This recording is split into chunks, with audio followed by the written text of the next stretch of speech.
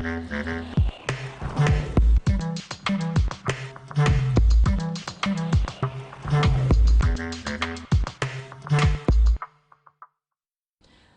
à tous, ravi de vous retrouver sur Public Sénat. Tout l'été, je vous propose de voir ou de revoir tous les textes phares de la session parlementaire avec un focus aujourd'hui sur la réforme territoriale, un texte essentiel pour le Sénat. Au mois d'avril 2014, le tout nouveau Premier ministre Manuel Valls avait annoncé lors de son discours de politique générale cette réforme territoriale. Il avait surtout annoncé la disparition du département, ce qui avait suscité la colère des élus locaux, la colère des sénateurs qui d'une part estimaient que cette disparition n'était pas souhaitable, mais également avaient trouvé qu'il n'y avait eu aucune concertation sur ce sujet. Alors, au fil des mois, le gouvernement avait dû rétropédaler. Vous allez le voir, le ton avait extrêmement changé lorsqu'au mois d'octobre, le Premier ministre Manuel Valls était à nouveau revenu au Sénat, cette fois-ci pour annoncer que le département était bien maintenu. Retour donc dans l'hémicycle. Mesdames et Messieurs les ministres, notre pays, face à la mondialisation, au monde, doit se réformer pour relever les défis de la compétitivité et de la solidarité, pour renforcer son économie et moderniser sa puissance publique. Réformer notre pays, c'est bien la mission que m'a confiée le Président de la République. Mais on ne réforme jamais seul. Réformer implique de dialoguer, d'expliquer pour que les objectifs soient partagés par tous, en tout cas par le plus grand nombre. Et il était important pour moi, alors que reprennent aujourd'hui vos travaux sur la réforme territoriale, de m'exprimer dans cet hémicycle. Et je vous remercie, Monsieur le Président Gérard Larcher, de cette invitation. Elle me permet de vous exposer le sens de la réforme et sa cohérence. Il y a plus de 30 ans, souvenons-en, le Président de la République, François Mitterrand, disait « La France a eu besoin d'un pouvoir fort et centralisé pour se faire. Elle a aujourd'hui besoin d'un pouvoir décentralisé pour ne pas se défaire. » Et ces mots n'ont rien perdu de leur force, de leur pertinence. La décentralisation, ce n'est pas qu'une démarche administrative, pas uniquement un dispositif institutionnel. C'est un souffle, un élan pour l'unité de la République, sa cohésion et l'efficacité de son action. Et pour être plus forte, la République a besoin de renforcer ses territoires. Dès mon premier discours de politique générale, et ici devant vous, j'ai fait de la réforme territoriale une priorité. Priorité pour notre pays, pour répondre à ses attentes, aux défis qui se présentent à lui. Le 3 juin dernier, dans sa tribune dans la presse quotidienne régionale, le Président de la République en a fixé les ambitions. La France d'aujourd'hui, c'est un pays qui, en 30 ans, a gagné 10 millions d'habitants. Ce dynamisme démographique est une force que nous devons prendre en compte dans l'organisation, dans l'aménagement de notre territoire. 3/4 de la population se concentre sur 20% de l'espace. Le fait métropolitain n'est pas un fantasme des géographes, c'est la réalité quotidienne de dizaines de millions de Français. La France d'aujourd'hui, c'est un pays dont les frontières anciennes entre ville et campagne s'estompent chaque jour davantage. 95% de nos citoyens, de nos concitoyens, vivent dans les territoires que l'on dit sous influence urbaine. Mais ces aires urbaines se diversifient, se complexifient. La France d'aujourd'hui, ce sont également de nouvelles inégalités territoriales et aussi des fractures, parfois anciennes, qui se sont aggravées. Je parcours, comme vous, notre pays. J'en connais la beauté et la diversité. J'en perçois aussi les angoisses, les détresses. J'ai parlé à ces habitants des zones aux marges des grandes villes qui s'inquiètent devant la disparition des services publics, la poste, les classes des écoles qui ferment, la brigade de gendarmerie qui est menacée. J'ai échangé aussi, comme vous, avec ces jeunes qui doivent quitter leur village, la petite ville où ils sont nés, où ils ont leurs attaches, parce qu'ils se disent ou parce qu'on leur dit que leur avenir n'est plus ici. J'ai rencontré, comme vous, ces ouvriers, ces employés qui voient leur usine fermer parce que l'outil de production est restructuré, délocalisé. Et j'ai enfin dialogué avec ces agriculteurs qui, malgré leurs efforts quotidiens, doutent de la pérennité de leur exploitation. Tous ces témoignages, parmi bien d'autres, viennent souligner ce risque croissant d'une dualité du territoire national. Dualité avec, d'un côté, les grandes villes, les métropoles, insérées dans la mondialisation, qui connaissent un vrai dynamisme économique, et il ne faut pas le nier, même plutôt s'en féliciter, pour en saisir toutes les opportunités qui doivent profiter à tous. Le législateur en a tiré les conséquences, d'ailleurs, en 2013, en consacrant le rôle des métropoles, en affirmant aussi la solidarité qui devait exister entre elles et leurs périphéries.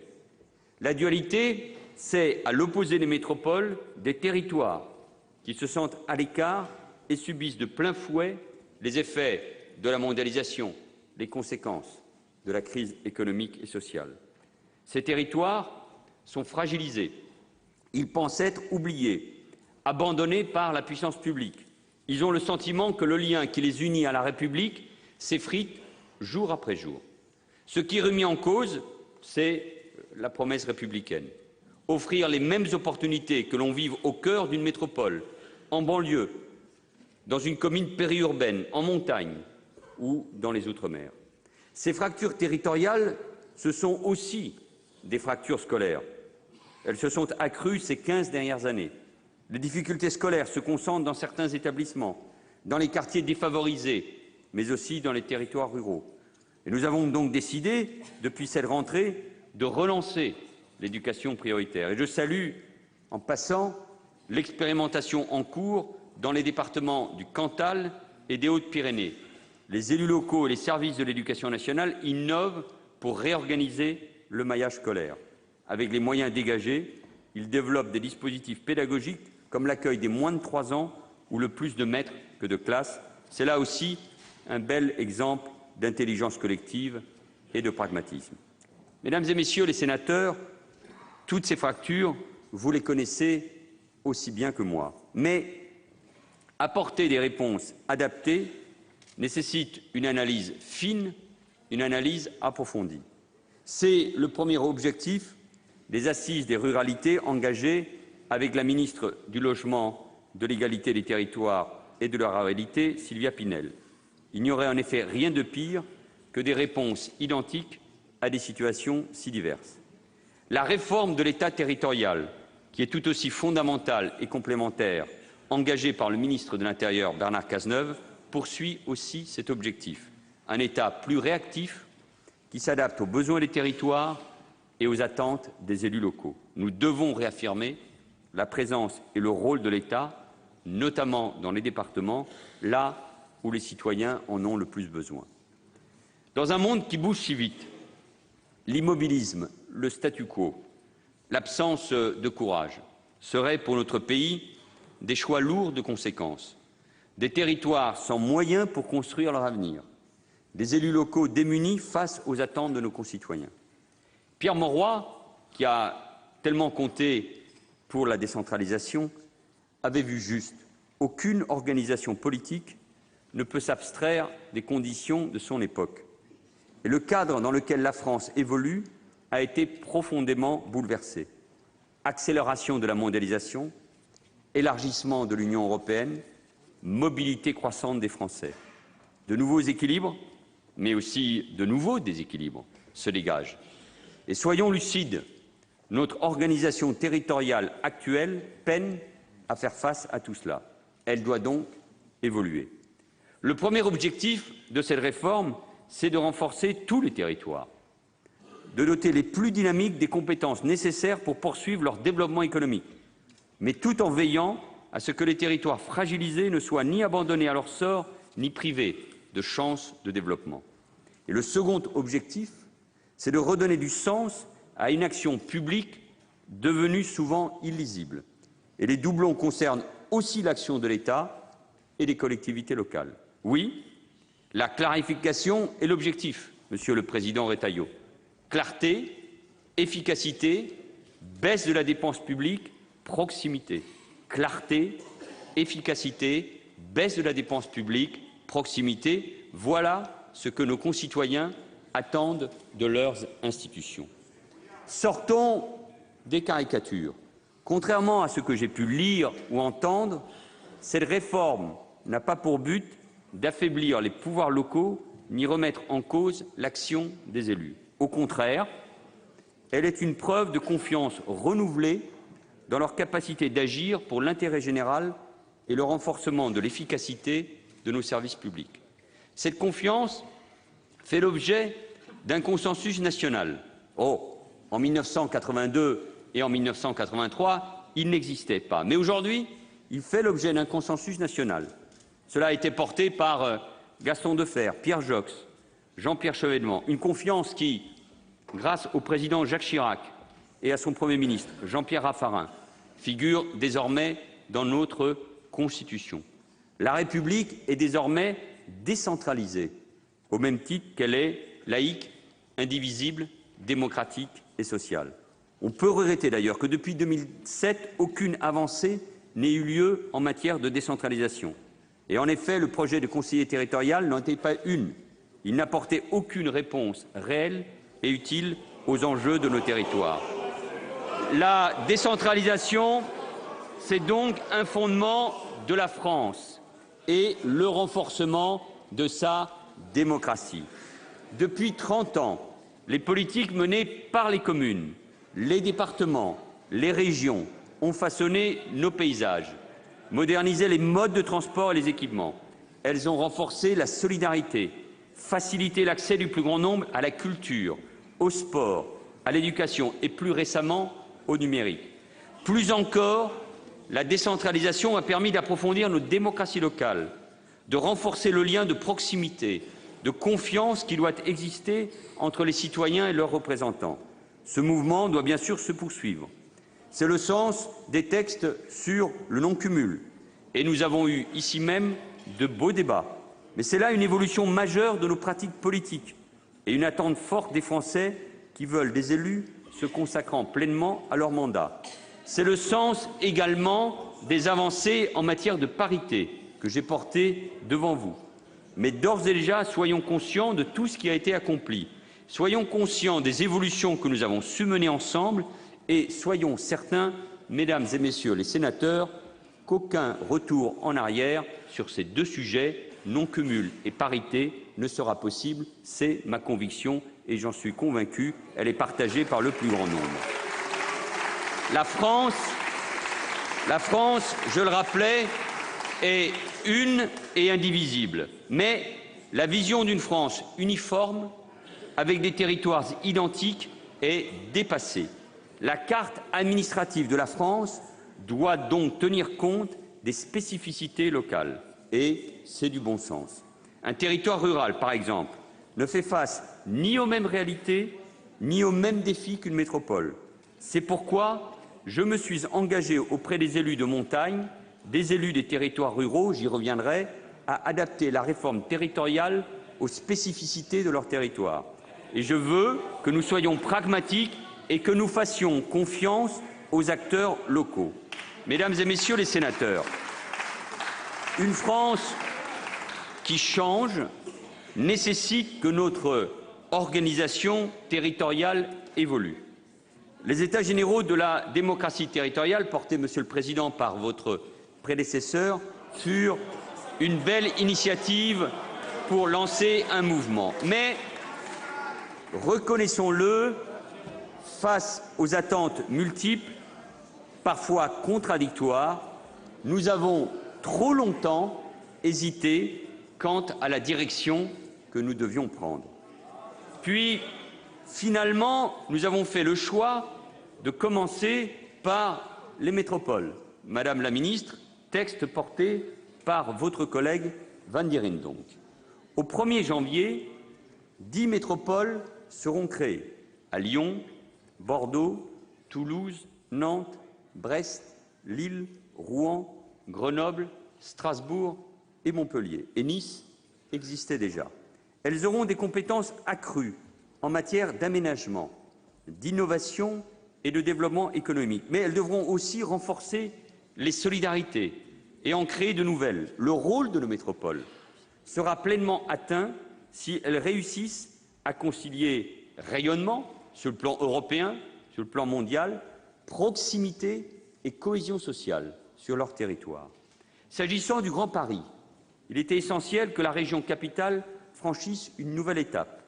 Dès 2016, l'émergence de la métropole et le renforcement des intercommunalités en grande couronne permettront de renforcer, c'est un élément essentiel pour notre pays, l'attractivité et le rayonnement international. Le Grand Paris, c'est une grande ambition pour la France et la métropole parisienne doit donc disposer d'un véritable projet global. Le gouvernement y travaille avec les élus locaux. Les élus locaux avancent eux-mêmes et dans le consensus, et c'est une bonne chose. Nous devrons adapter le dispositif législatif aux enjeux de la première métropole française. J'y suis favorable et je l'ai dit à la modification de l'article 12 de la loi MAPPAN, tant que la simplification institutionnelle et la solidarité territoriale demeurent l'objectif, mais je n'ai pas de doute sur le fait que nous puissions atteindre ce but. La métropole d'Aix-Marseille-Provence doit également voir le jour en 2016. La construction de cette grande métropole du Sud, de cette porte ouverte vers la Méditerranée, est un enjeu essentiel. Et le gouvernement dialogue avec tous les élus. Nous vous écoutons et nous écoutons notamment le sénateur maire Jean-Claude Gaudin pour construire le cadre institutionnel adapté et bâtir un projet urbain de qualité. Je sais combien les habitants l'attendent et je sais combien notre responsabilité collective, c'est d'aider et de soutenir la deuxième ville de France. Je veux enfin saluer le travail exemplaire mené par le Conseil général du Rhône et la future métropole de Lyon sous l'impulsion de vos collègues Gérard Collomb et Michel Mercier. La création de cette métropole doit permettre des simplifications dès le 1er janvier 2015 et des synergies importantes, en particulier en matière d'aménagement, de logement et de politique sociale. Après les métropoles, l'étape engagée depuis avril doit permettre de renforcer les régions, en faisant notamment émerger de façon harmonieuse le couple région-métropole et de clarifier les compétences des différents niveaux de collectivité.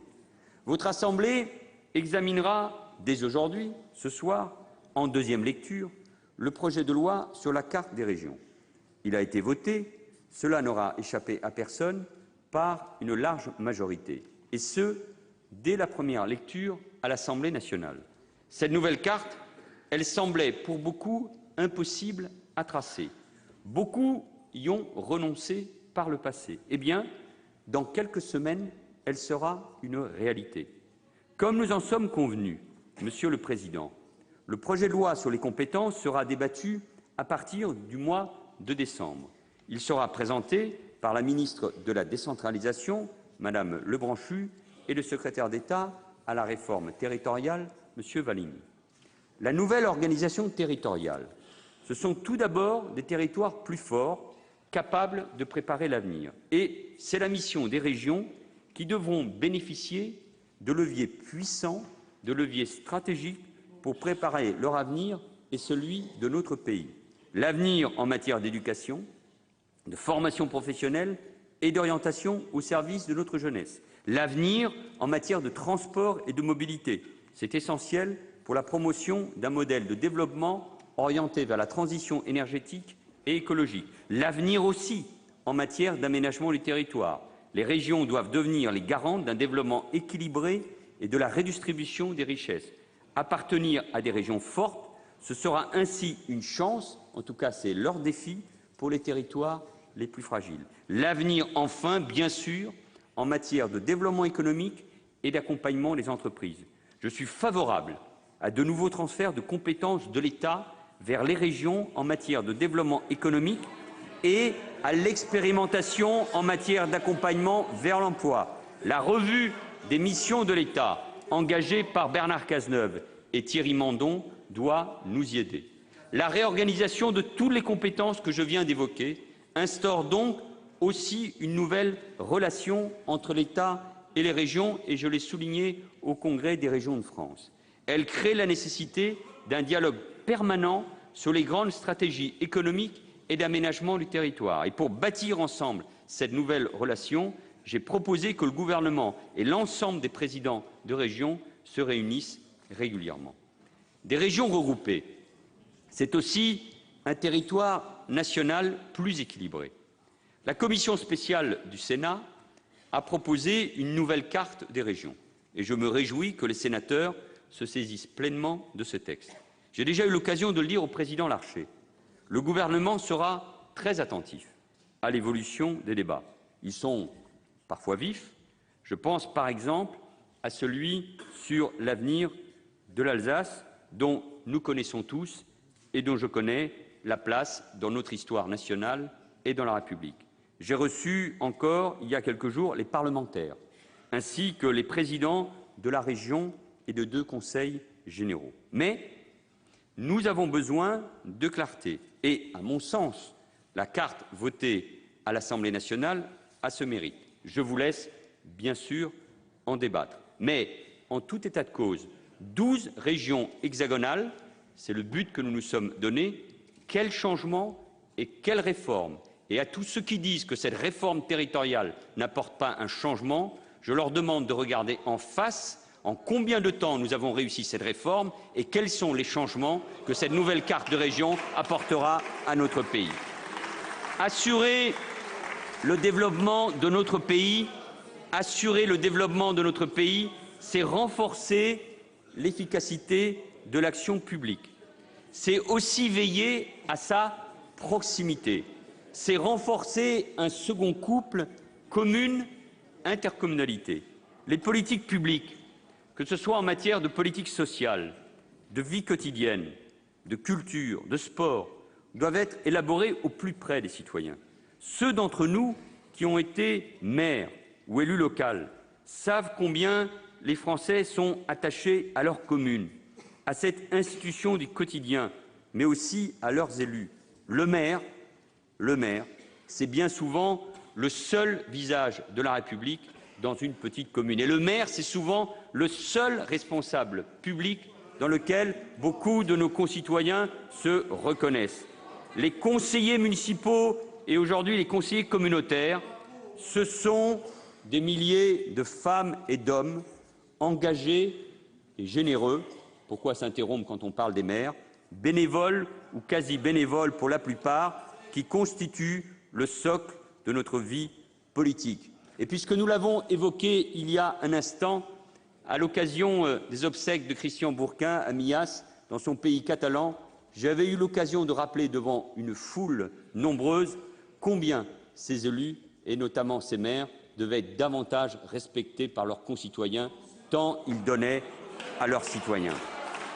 C'est aussi cela, la charpente institutionnelle de notre pays. Elle évolue et le fait dans le dialogue.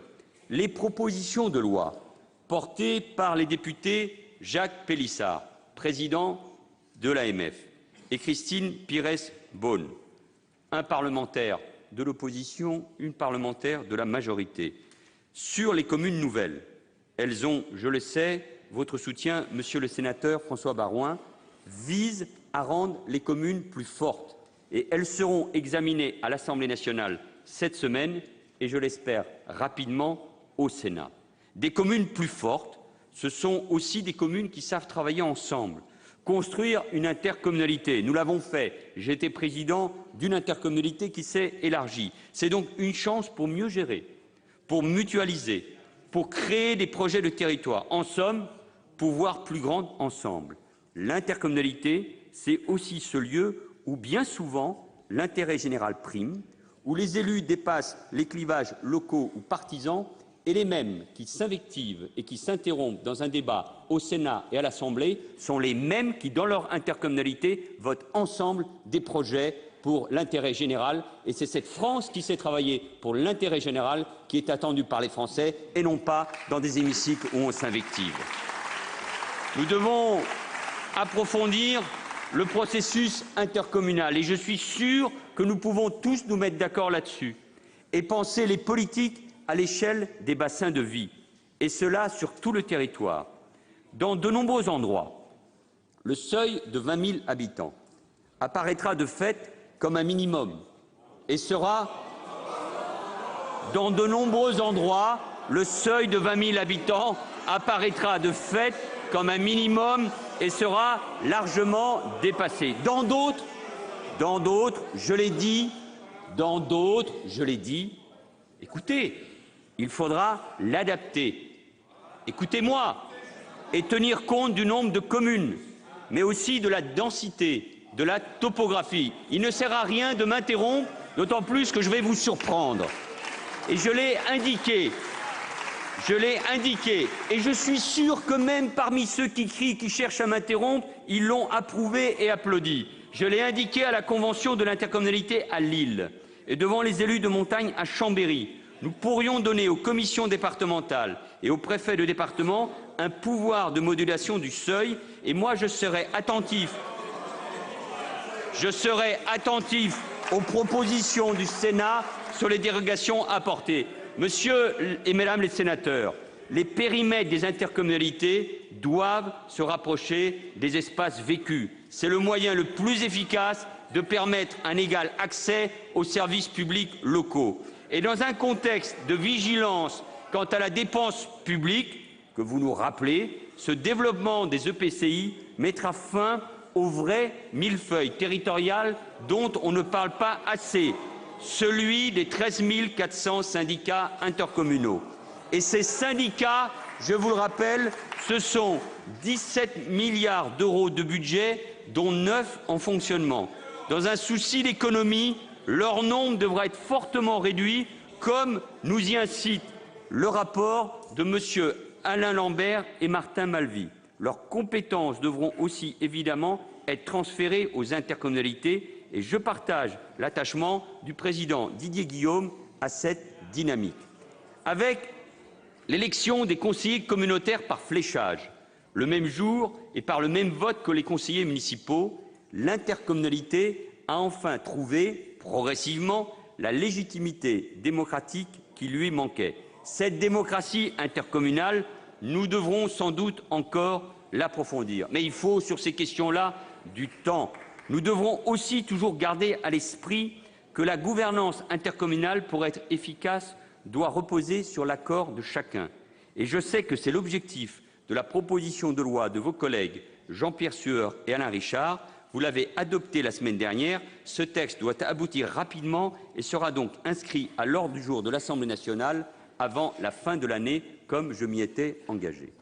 Entre de grandes régions stratèges et le couple commune-intercommunalité, il faut des échelons intermédiaires pour assurer les solidarités sociales et territoriales.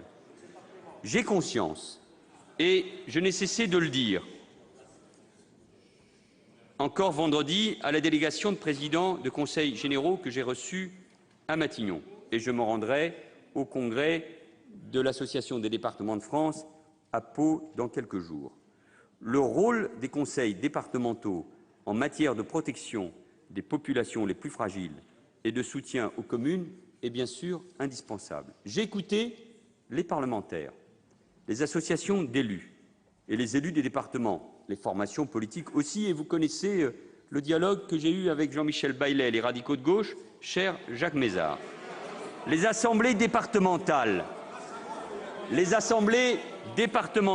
qui seront désignées lors des élections des 22 et 29 mars prochains exerceront pleinement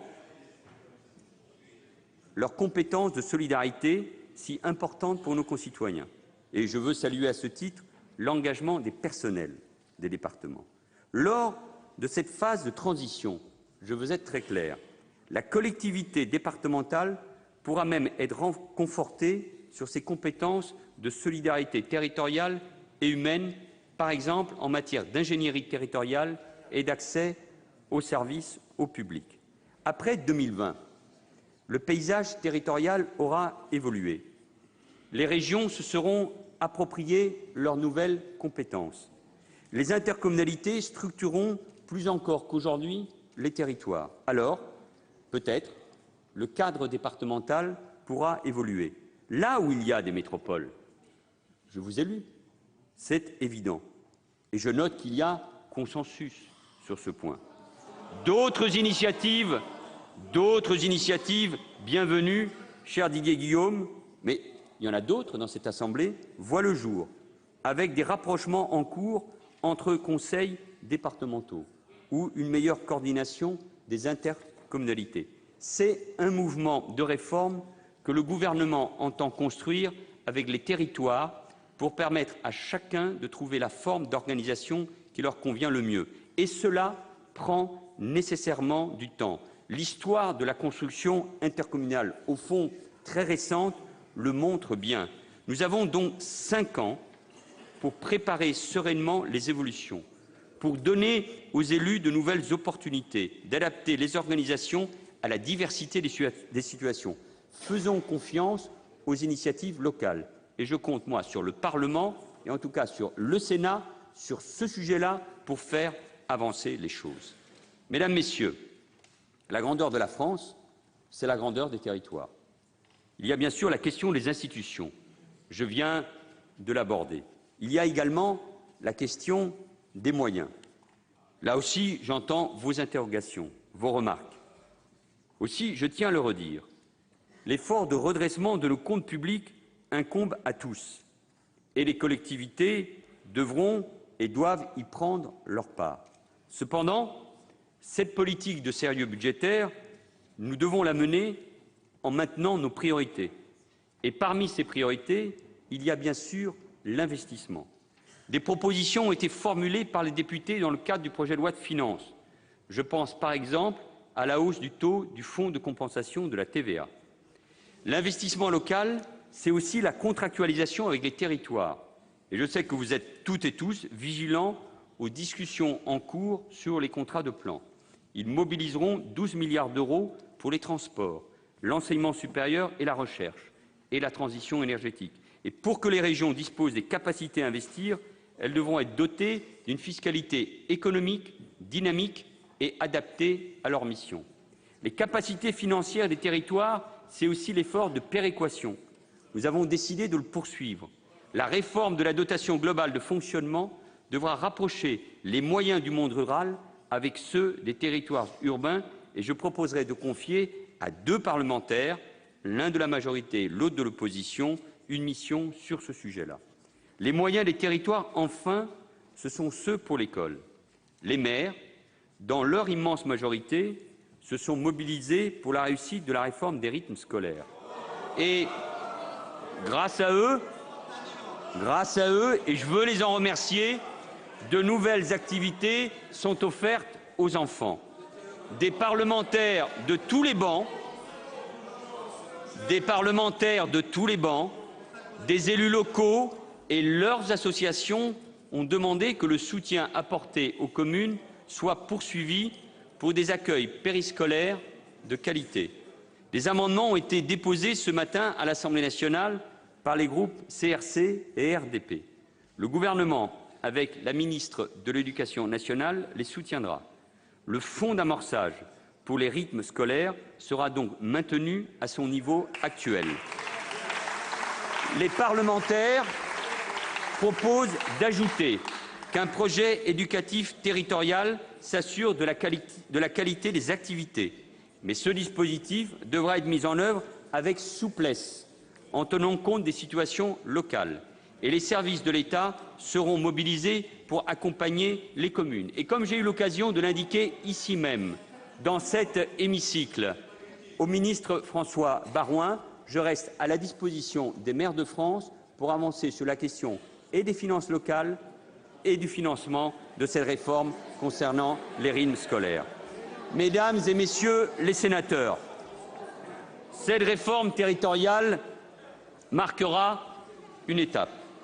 Le dynamisme de nos communes, de nos intercommunalités, de nos départements, de nos régions doit bénéficier d'un cadre renouvelé. Nous le savons bien. Et les Français qui soutiennent largement cette réforme le savent aussi. Aussi, je souhaiterais conclure sur la méthode et, si vous me le permettez, sur le rôle du Sénat, en partant de la Constitution. Le Sénat examine en premier les projets relatifs aux collectivités locales. Mais sur ces sujets aussi, c'est l'Assemblée nationale qui a le dernier mot. Si chacun joue son rôle, Sénat, Assemblée nationale et gouvernement, nous pouvons faire de cet équilibre une chance pour la réforme et non pas un affrontement. Moi, je tiens compte de ce que les élus locaux disent. Je tiendrai compte de ce que le Sénat dira. Et je suis sûr que chacun doit tenir compte de la force de sa propre majorité, à l'Assemblée comme au Sénat. Et l'état d'esprit qui est le mien doit être l'état d'esprit pour y arriver de chacun. Lors de la première lecture du projet de loi sur les régions, une majorité a choisi de ne pas rentrer dans le fond du texte. Elle était de circonstance et de ne pas formuler de vraies propositions. L'Assemblée nationale, elle, s'est saisie du projet du gouvernement et l'a amendé de manière significative. Aujourd'hui, la deuxième lecture offre au Sénat la possibilité de jouer pleinement son rôle de législateur. Et vous savez, Monsieur le Président, Mesdames, Messieurs les sénateurs, que le gouvernement veut croire dans ce dialogue. Nous ne serons pas d'accord sur tout, mais toutes vos propositions seront examinées et je sais que vous avez la possibilité de faire bouger les lignes dans l'intérêt de la décentralisation, dans l'intérêt des collectivités locales et dans l'intérêt des Français. Ce que nous sommes capables de faire ensemble, les uns et les autres, je le disais, en particulier dans nos intercommunalités, pour promouvoir et développer nos territoires, je suis certain que le Sénat, l'Assemblée nationale et le gouvernement donc peuvent le faire pour aboutir à une réforme juste, efficace et intelligente. Ai-je besoin de rappeler que les débats que nous avons ou que nous allons reprendre traversent toutes nos formations politiques et chacun a en tête les débats et les étapes de tous les grands textes de décentralisation depuis 1982. Il y a ici des visages familiers qui s'opposaient avec la plus grande virulence aux grandes lois de décentralisation de François Mitterrand, de Pierre Mauroy et de Gaston Defferre, et qui aujourd'hui en sont les plus ardents défenseurs. Donnons-nous rendez-vous dans quelques années sur ces textes. Et chacun sait que tout ce qui a tenu, tout ce qui a perduré, et c'est considérable, le doit à une raison, la réponse à l'intérêt général. C'est dans cette voie et uniquement dans cette voie que je veux m'inscrire. Par-delà les convictions, par-delà les itinéraires, par-delà les oppositions, je ne doute pas que vous serez animés par un esprit de responsabilité et par un amour partagé de notre pays. Alors, avançons, proposons, réformons, et moi, sur les régions, sur l'intercommunalité, sur les départements, sur les compétences, je suis convaincu que nous pouvons le faire. Et donc, je veux faire avec vous le pari de la confiance. Et ce pari, si nous sommes tous à la hauteur de nos responsabilités, nous pouvons le gagner.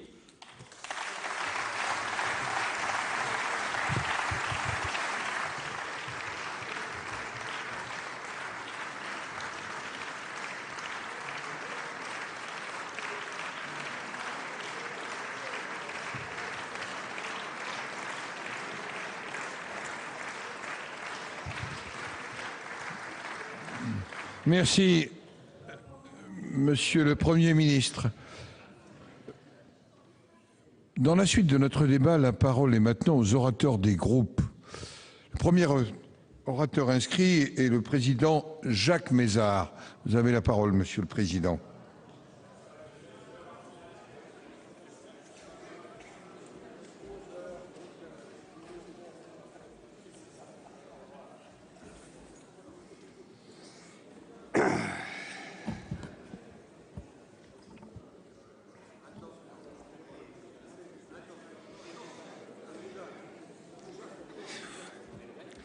Monsieur le Président, Monsieur le Premier ministre, Mesdames et Messieurs les ministres, mes chers collègues. Monsieur le Premier ministre, je tiens en premier lieu à vous remercier, au nom de mon groupe, d'avoir participé à l'éloge que vient de rendre le Sénat à notre regretté collègue et ami Christian Bourquin. Le plus bel hommage que nous pouvons rendre au président Bourquin, c'est en se souvenant du combat qu'il a encore mené ici même en juillet, lors des questions d'actualité, et dans sa chère région, de voter le rejet de la fusion avec Midi-Pyrénées. Tout ce qu'il a exprimé avec tant de conviction et tant d'arguments économiques, géographiques, historiques, nous le partageons. Nous savons que Montpellier et Toulouse sont deux capitales régionales construites au cours de nombreux siècles, avec beaucoup de souffrance mais aussi d'expérience, et que l'une ne saurait effacer l'autre. Monsieur le Premier ministre, le Sénat a entendu le message du président Bourquin dans sa réunion de la commission spéciale il y a quelques jours, et aussi le message de la quasi-unanimité de son conseil régional. Il vous appartient d'entendre le message du Sénat et de restaurer le Languedoc-Roussillon dans sa plénitude. Mais, et j'ai bien entendu votre discours avec intérêt, vous nous avez dit qu'il fallait que nous travaillions ensemble pour améliorer ce texte. Je regrette quand même qu'il y ait quelques minutes, le gouvernement ait déposé un amendement que j'ai ici pour revenir strictement à la carte des régions votée par l'Assemblée nationale. Cela limite quand même considérablement la possibilité de dialogue et de débat. Réformer, il n'est de gouvernement ou de candidat à la gouvernance qui n'use et n'abuse de ce mot, dont le dictionnaire, mes chers collègues, donne une définition que nous pourrions méditer. Réformer, je cite, « rétablir dans sa forme primitive une règle qui s'est corrompue ». En fait, les mutations technologiques, sociologiques, économiques que nos sociétés connaissent ces dernières décennies imposent des évolutions législatives plus rapides dans nombre de domaines. Nous en sommes les premiers convaincus. De là à modifier l'architecture des collectivités locales et les systèmes électoraux après chaque alternance, donc tous les 5 ans, il y a un fossé. Pour nous, une réforme n'a de sens que si elle améliore la situation existante. Est-ce le cas de la réforme territoriale que vous nous proposez ? Nous ne le croyons pas.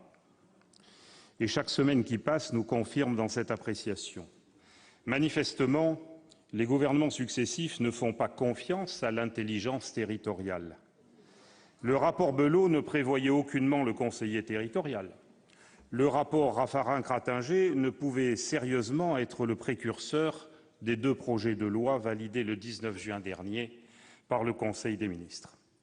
Depuis 2 ans, et plus d'ailleurs, quelle salmigondie de textes mal préparés, parfois contradictoires, l'exemple malheureux du rétablissement de la clause générale de compétence, puis de sa suppression, n'était qu'une péripétie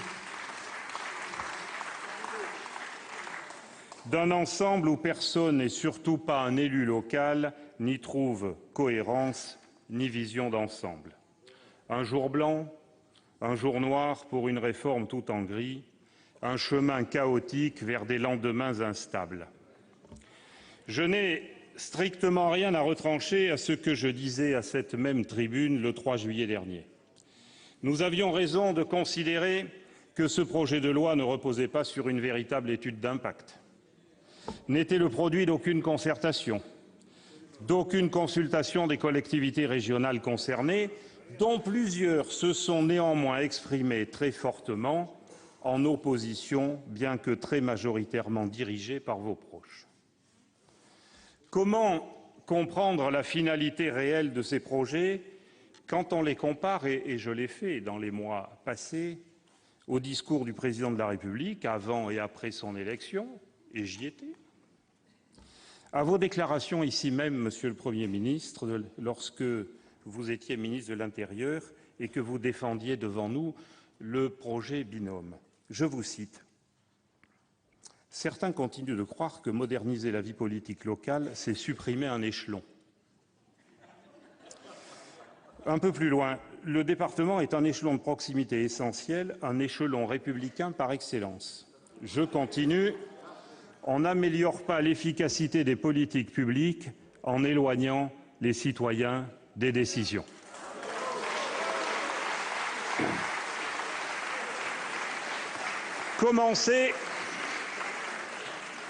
Commencer par découper des régions avant de parler des compétences des collectivités et de leurs ressources, c'est surréaliste et pourtant c'est ce qui se passe. Mais je ne crois pas qu'on puisse impunément découper les régions comme la France découpait ses colonies, sur la base des égos de grands élus, selon l'arbitraire de l'exécutif. Petite région au nord, grande région au sud. Faut-il, mes chers collègues, pour l'exemple, rappeler les déclarations du maire de Tulle indiquant lors de sa campagne sénatoriale comment il avait obtenu du président de la République le changement de région du Limousin vers l'Aquitaine. Le maire de Tulle peut obtenir le changement de région, pas le président de l'agglomération d'Aurillac, je comprends bien. Je vous ferai grâce des déclarations sur le terrain de nombre de nos collègues candidats aux élections sénatoriales, adeptes toujours du cumul des mandats et détracteurs de votre réforme territoriale. Dans le Limousin, par exemple, c'est exemplaire. Mais vérité sur le terrain n'est pas forcément vérité à Paris. Une carte régionale déconnectée des grands bassins de vie, des flux économiques, démographiques, ce peut être, et cela commence, le retour des irrédentismes régionaux, au mépris de la construction de la nation et l'aggravation des inégalités territoriales. Nous avons été nombreux dans cet hémicycle à partager les conclusions du rapport Raffarin-Cratinger, qui n'ont que peu de choses en commun avec les deux projets de loi. Ce qu'a d'ailleurs confirmé avec force notre ancien collègue Cratinger en juillet à la commission spéciale. Ce rapport Raffarin-Cratinger, en 10 axes, c'est redessiner la carte des régions en 8 à 10 régions, avec des compétences stratégiques, un nouvel avenir au département, avec un espace adapté à l'expression démocratique de la ruralité, espace fédérateur des intercommunalités, la garantie de la présence de l'État avec une répartition plus claire des compétences État-collectivité, un schéma obligatoire d'accessibilité aux services publics des territoires, notamment les plus enclavés. On est loin de ces objectifs. On pouvait penser que ce projet de loi avait pour but de trouver les économies nécessaires au respect des critères imposés par l'Europe. Monsieur le secrétaire d'État avait annoncé rapidement de très grandes économies. Aujourd'hui, on nous dit qu'elles viendront dans un avenir indéterminé. En plus, vous le savez bien, le meilleur moyen de pousser les collectivités à des économies de gestion, c'est de couper leurs dotations en leur supprimant, en 2017, 6% de leurs recettes. C'est la réalité. Je ne dis pas que c'est mal. Notre désaccord porte autant sur la méthode que sur le fond. Et c'est d'autant plus regrettable qu'il existe une grande majorité d'élus pour moderniser l'organisation territoriale autour de grands thèmes. Simplification et clarification des compétences, nous sommes d'accord. Avec la suppression de la clause générale de compétences, nous sommes d'accord. Développement de l'intercommunalité avec contraintes et bonification financière lorsqu'il y a mutualisation. Bonification pour la création de communes nouvelles. Voilà l'avenir. Diminution et suppression de nombre de structures interstitielles. Les pays, on peut les supprimer. Beaucoup de syndicats mixtes, d'agences, d'associations parapubliques. Et, Monsieur le Premier ministre, la diminution des normes. Insupportable pour les collectivités, vous l'avez souvent dit à juste titre. Mais il ne suffit pas de le dire, il faut le faire. Et il y a encore de contre-exemples. Nouvelles obligations de la loi Allure dans le domaine de la création des SCOT, c'est une réalité. Les maires n'en peuvent plus, et nous l'avons vécu lors de ces sénatoriales, de recevoir sans fin des courriers de l'État leur imposant constamment de nouvelles contraintes alors qu'ils ont d'abord besoin d'assistance à leur mission.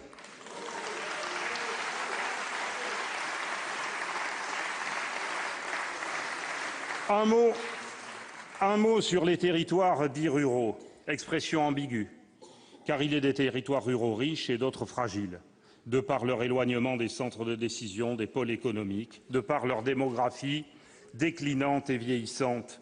Ces projets de loi, je le pense, peut-être que je me trompe, Monsieur le Premier ministre, mais je crois que ces projets de loi vont accentuer ce déséquilibre territorial et cette fracture. Comment voulez-vous que ces territoires soient entendus dans de grandes régions, alors que pour certains, ils n'auront que 2 conseillers régionaux sur 150 ou 208 ?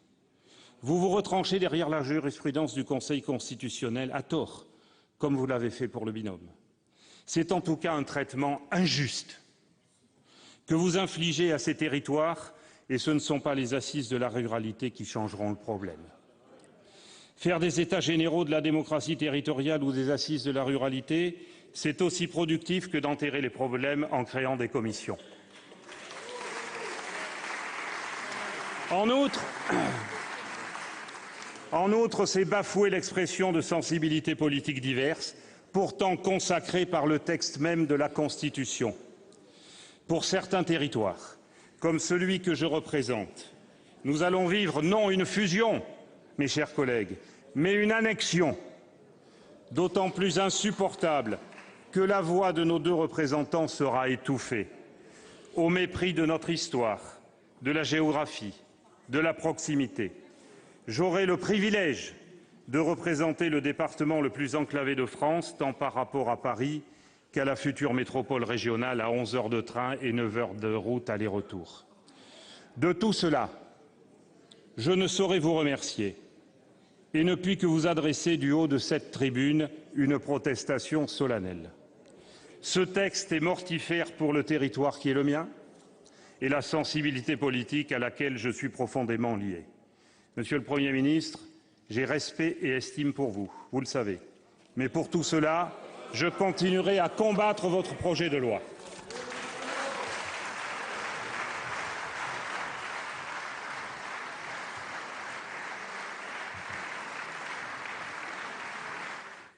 Côté économie, permettez-moi de vous dire que nous sommes dans l'illusionnisme, car aucune étude d'impact ne vient démontrer que les textes que vous présentez conduiront à des économies. Alors comment esquiver ces réformes une fois de plus ?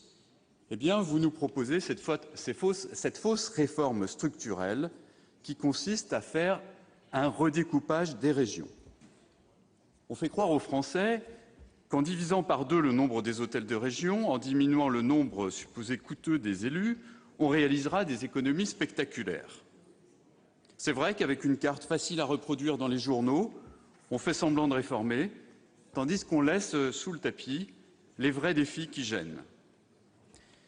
Et quitte à abuser les esprits, vous n'avez pas craint d'être en plus dans l'incohérence. C'est cette stupéfiante façon de découper la réforme en 2 textes, avec tout d'abord le contenant et ensuite le contenu.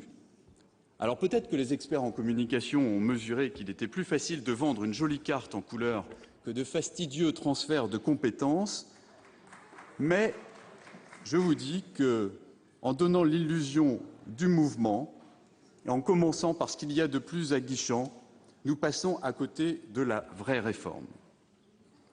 Nous, centristes, nous sommes convaincus qu'un minimum de rationalité ne nuit pas à l'action publique. Redécouper les régions avant de décider ce qu'elles devront faire est un non-sens. Votre démarche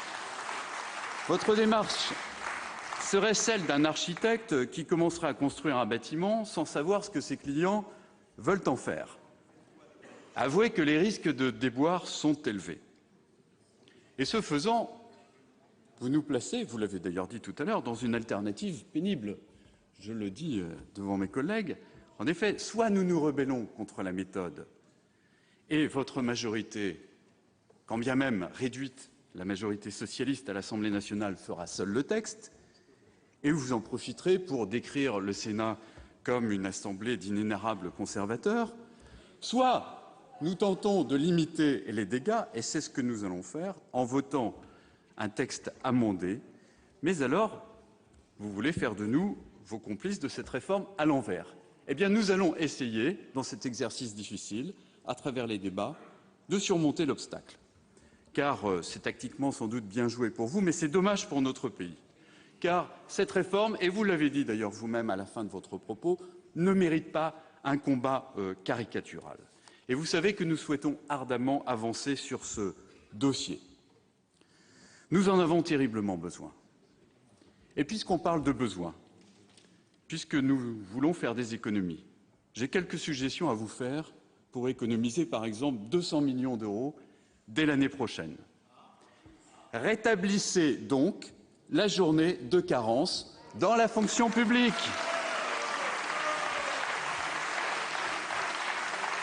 Une autre suggestion à plusieurs milliards. Revenez aux 39 heures dans la sphère non marchande.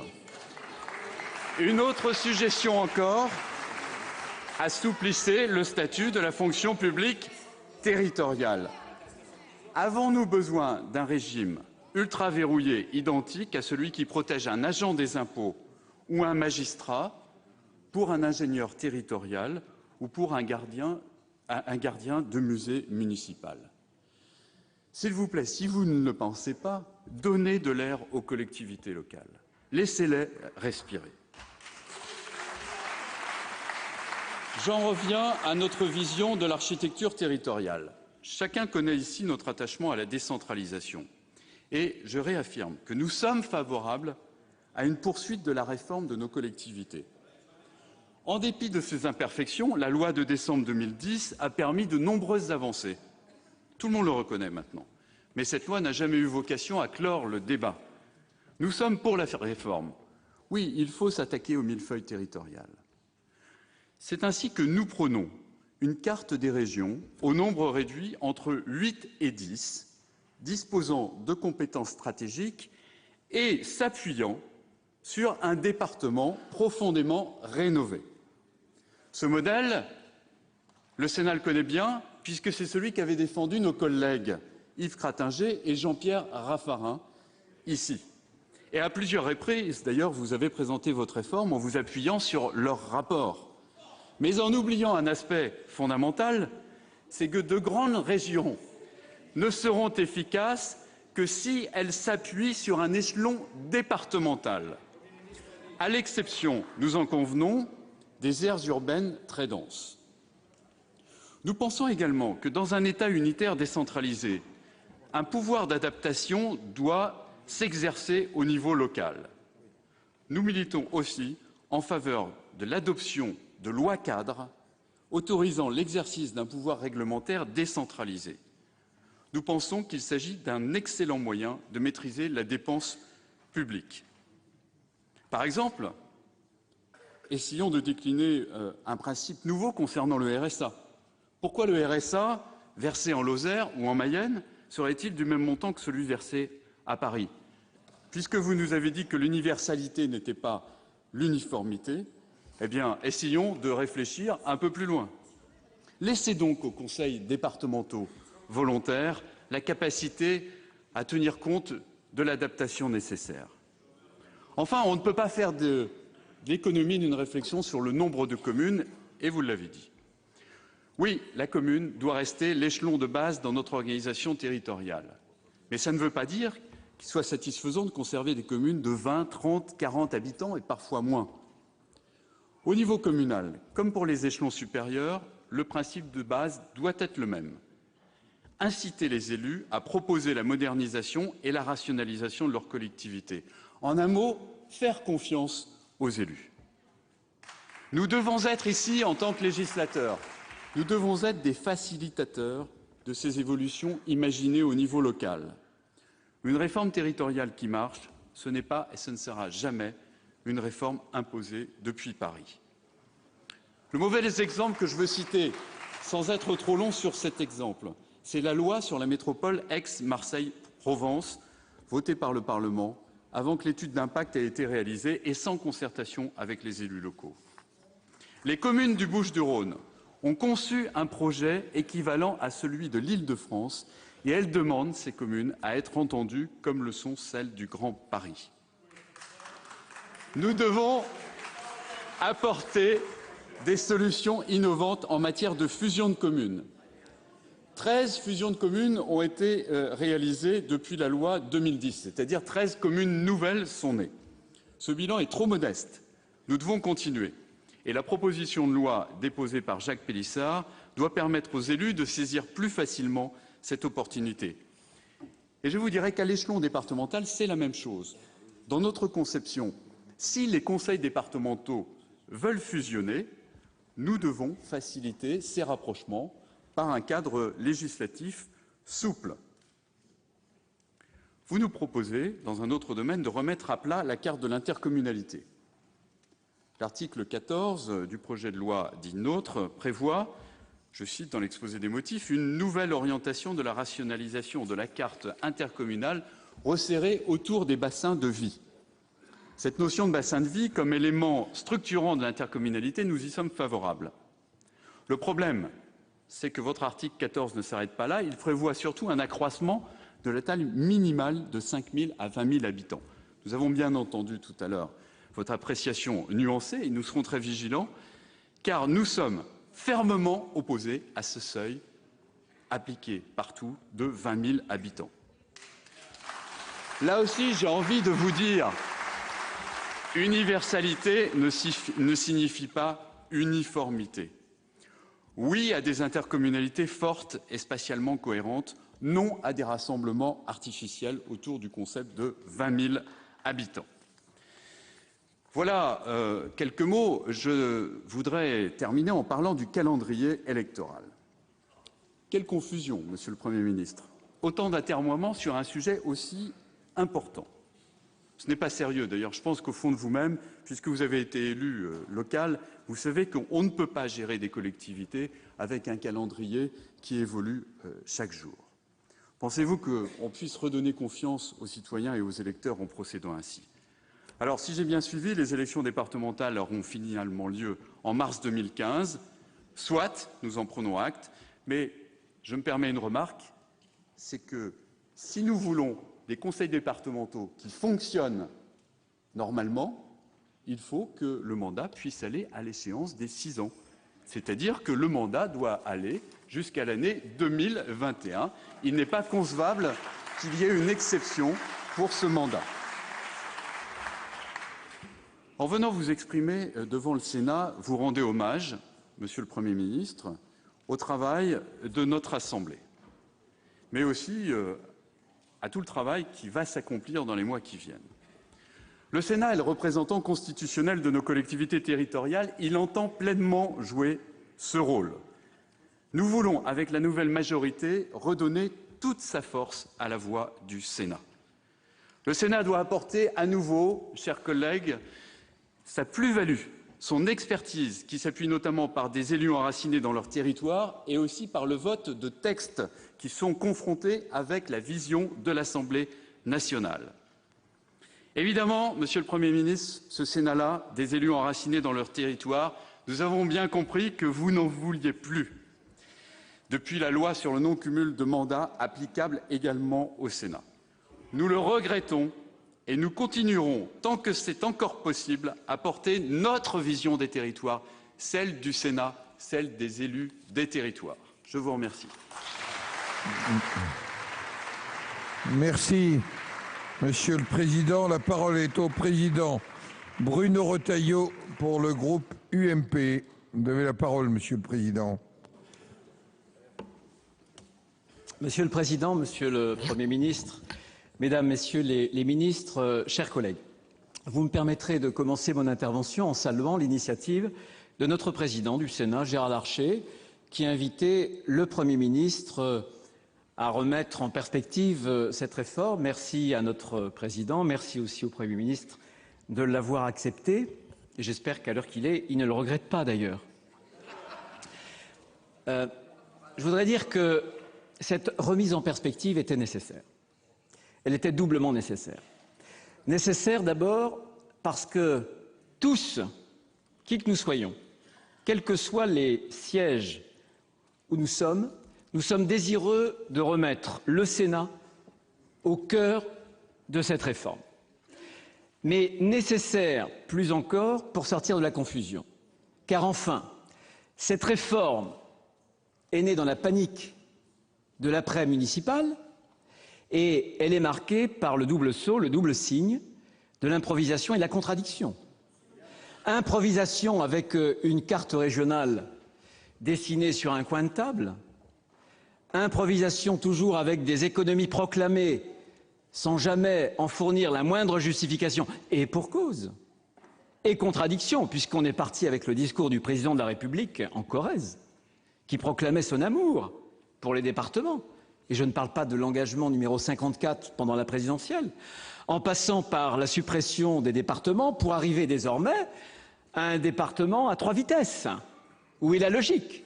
Sans compter d'ailleurs que pendant tout ce temps-là où on discutait suppression des départements, il y avait le grand remembrement, le grand découpage de tous les cantons de France. Où est cette logique, là encore? Il fallait donc sortir de cette improvisation, de ces contradictions.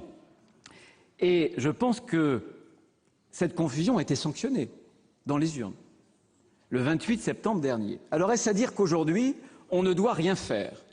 Est-ce à dire qu'aujourd'hui, la nouvelle majorité sénatoriale doit se présenter devant vous complètement bloquée, dans une posture pavlovienne de l'opposition? Ça n'est pas notre état d'esprit. Nous voulons que le Sénat puisse imprimer sa marque, mais pas à n'importe quelle condition.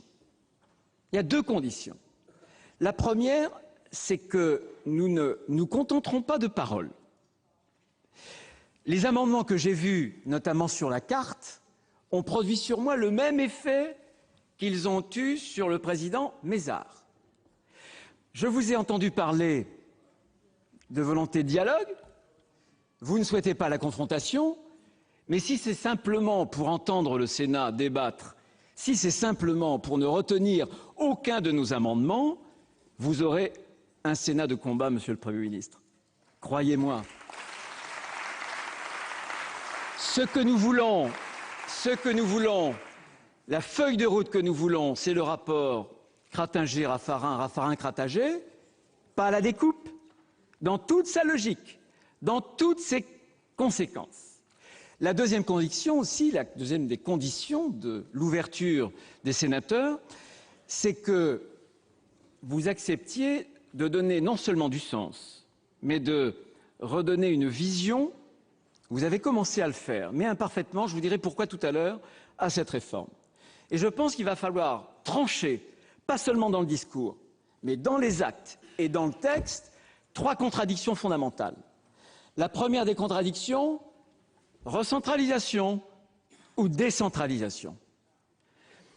Un détour rapide par l'histoire de France, puisque vous nous en avez parlé. La France, c'est l'obsession de l'unité. L'unité capétienne, l'unité impériale, l'unité de la République. Oui, la République une et indivisible. Mais au fil du temps,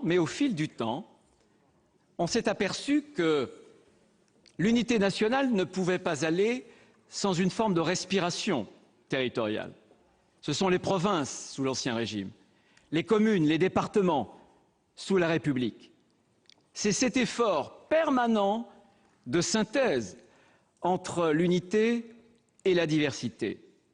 Et cette perspective historique, Monsieur le Premier ministre, mes chers collègues, cette perspective historique, multiséculaire, a donné une vision politique. Pas seulement depuis 30 ans, dès le XIXe siècle, les grandes lois de liberté communale, les grandes lois de liberté départementale. Et puis, bien sûr, le général de Gaulle, sa tentative de régionalisation, les régions puissance de demain, puissance économique de demain. Et puis, vous avez cité, bien sûr, François Mitterrand. Mais ce que vous nous proposez jusqu'à présent, avant votre discours, mais je veux savoir si c'est un virage, un énième virage, ou une vraie inflexion. Ce que vous nous proposez, c'est tout l'inverse. C'est une rupture, c'est un recul. Le texte que nous avons pour le moment est un texte de recentralisation. Recentralisation dans la méthode, puisque la carte a été dessinée non pas avec les provinciaux, l'Île-de-France ne bougeait pas. Elle a été dessinée avec les féodaux, vous le savez bien. Une carte qui était dessinée avant même de réfléchir aux compétences. Et c'était une grave erreur. C'était une grave erreur parce que vous avez pris le risque d'ouvrir la boîte de Pandore. Vous avez pris le risque de déconnecter les communautés d'appartenance tournées vers les héritages historiques plutôt que les communautés de projet, les communautés de destin tendues vers l'avenir, tendues vers les projets. Vous avez, au final, renforcé le communautarisme territorial, Monsieur le Premier ministre. Recentralisation dans la forme, recentralisation aussi dans le fond. Vous avez même juxtaposé, auprès du jacobinisme parisien, vous avez juxtaposé un nouveau jacobinisme régional. Car enfin, des grandes régions qui absorbent toutes les compétences, y compris de proximité, des départements, des schémas prescriptifs qui s'imposent sur toutes les autres collectivités en cascade, c'est aussi une forme de recentralisation. Et quand j'entends, chers collègues, le président de l'ARF déclarer dans un journal quotidien régional qu'il a honte à chaque fois qu'il intervient avant le préfet de région, je me dis où on est. La France n'est pas un pays de tradition fédérale. Et je m'oppose, et mon groupe s'opposera toujours, à ce que, derrière ce régionalisme plus ou moins assumé, on veuille démembrer le pays. Non, la République française est une et indivisible. Nous sommes une communauté nationale et les grandes régions, nous le voulons bien, mais à la condition que les compétences soient justement partagées, parce que sinon, nous ferons des mammouths. Recentralisation aussi. Vous avez dit tout à l'heure dans votre discours qu'au moment où vous parliez, vous n'aviez même pas d'ailleurs parlé encore des départements, vous avez parlé, nous voulons renforcer le rôle de l'État dans les départements. Votre ministre de l'Intérieur avait indiqué aussi dans un quotidien du soir qu'il souhaitait renforcer le rôle des préfets dans les départements. Recentralisation. Recentralisation aussi. Pour la première fois, vous avez ouvert une porte. Nous la saisirons sur le deuxième texte, en parlant de l'emploi, en parlant de l'économie. Mais jusqu'à présent, vous ne remettez en cause aucun des grands doublons qu'il y a au niveau de la région et au niveau du département. Je pourrais vous citer une liste sur les aides à la pierre, le logement, l'économie, l'emploi, l'eau, etc., où franchement, l'État est le double honneur en chef. Nous sommes stupéfaits qu'aujourd'hui, le double honneur en chef reproche finalement aux collectivités de doublonner. Il faut d'abord mettre, mes chers collègues, un peu d'ordre dans les compétences de l'État.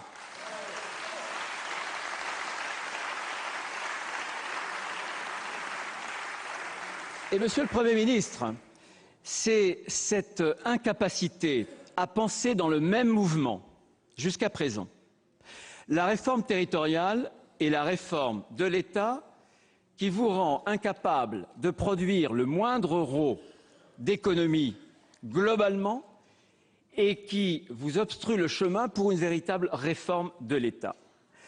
Nous vous proposerons, dès le deuxième texte, non seulement une répartition adaptée aux compétences entre les régions, les départements, les communes et les intercommunalités, mais nous souhaitons en même temps avoir une vision claire des compétences de l'État qui pourraient être transférées pour qu'on ait aussi un texte de décentralisation qui soit conforme aux grands mouvements de décentralisation que notre pays connaît, et vous l'avez rappelé, depuis plusieurs dizaines d'années. Lamennais avait cette phrase superbe d'ailleurs. Il indiquait que la centralisation, c'est toujours l'apoplexie au centre et la paralysie à la périphérie. Je crois qu'on est au cœur de ce débat. Donc la décentralisation plutôt que la recentralisation, mais aussi la préférence pour la proximité plutôt que la préférence pour l'éloignement.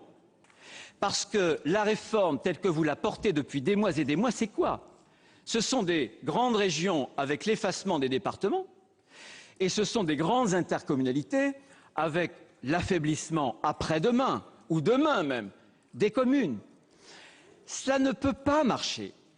Ça ne peut pas marcher parce que ça correspondrait à une forme de bureaucratisation de la France. Avoir des grandes administrations régionales qui concentreraient toutes les administrations départementales, puisqu'il n'y aurait plus de départements, alors vous feriez des administrations régionales de milliers de fonctionnaires, d'agents territoriaux. Ce n'est pas ce que nous souhaitons.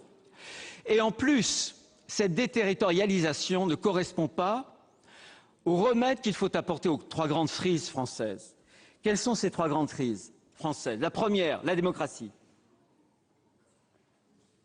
La démocratie nationale fonctionne mal. Les Français n'ont plus confiance, mes chers collègues, en leurs élus nationaux. Ils gardent un lien de confiance avec les élus locaux. Cette réforme doit aussi avoir un visage humain. Et vous avez oublié la dimension humaine dans cette réforme. Pourquoi? Parce qu'il y a une loi humaine qui veut qu'une institution proche soit une institution aimée, une institution lointaine soit une institution dont on se méfie, tout simplement.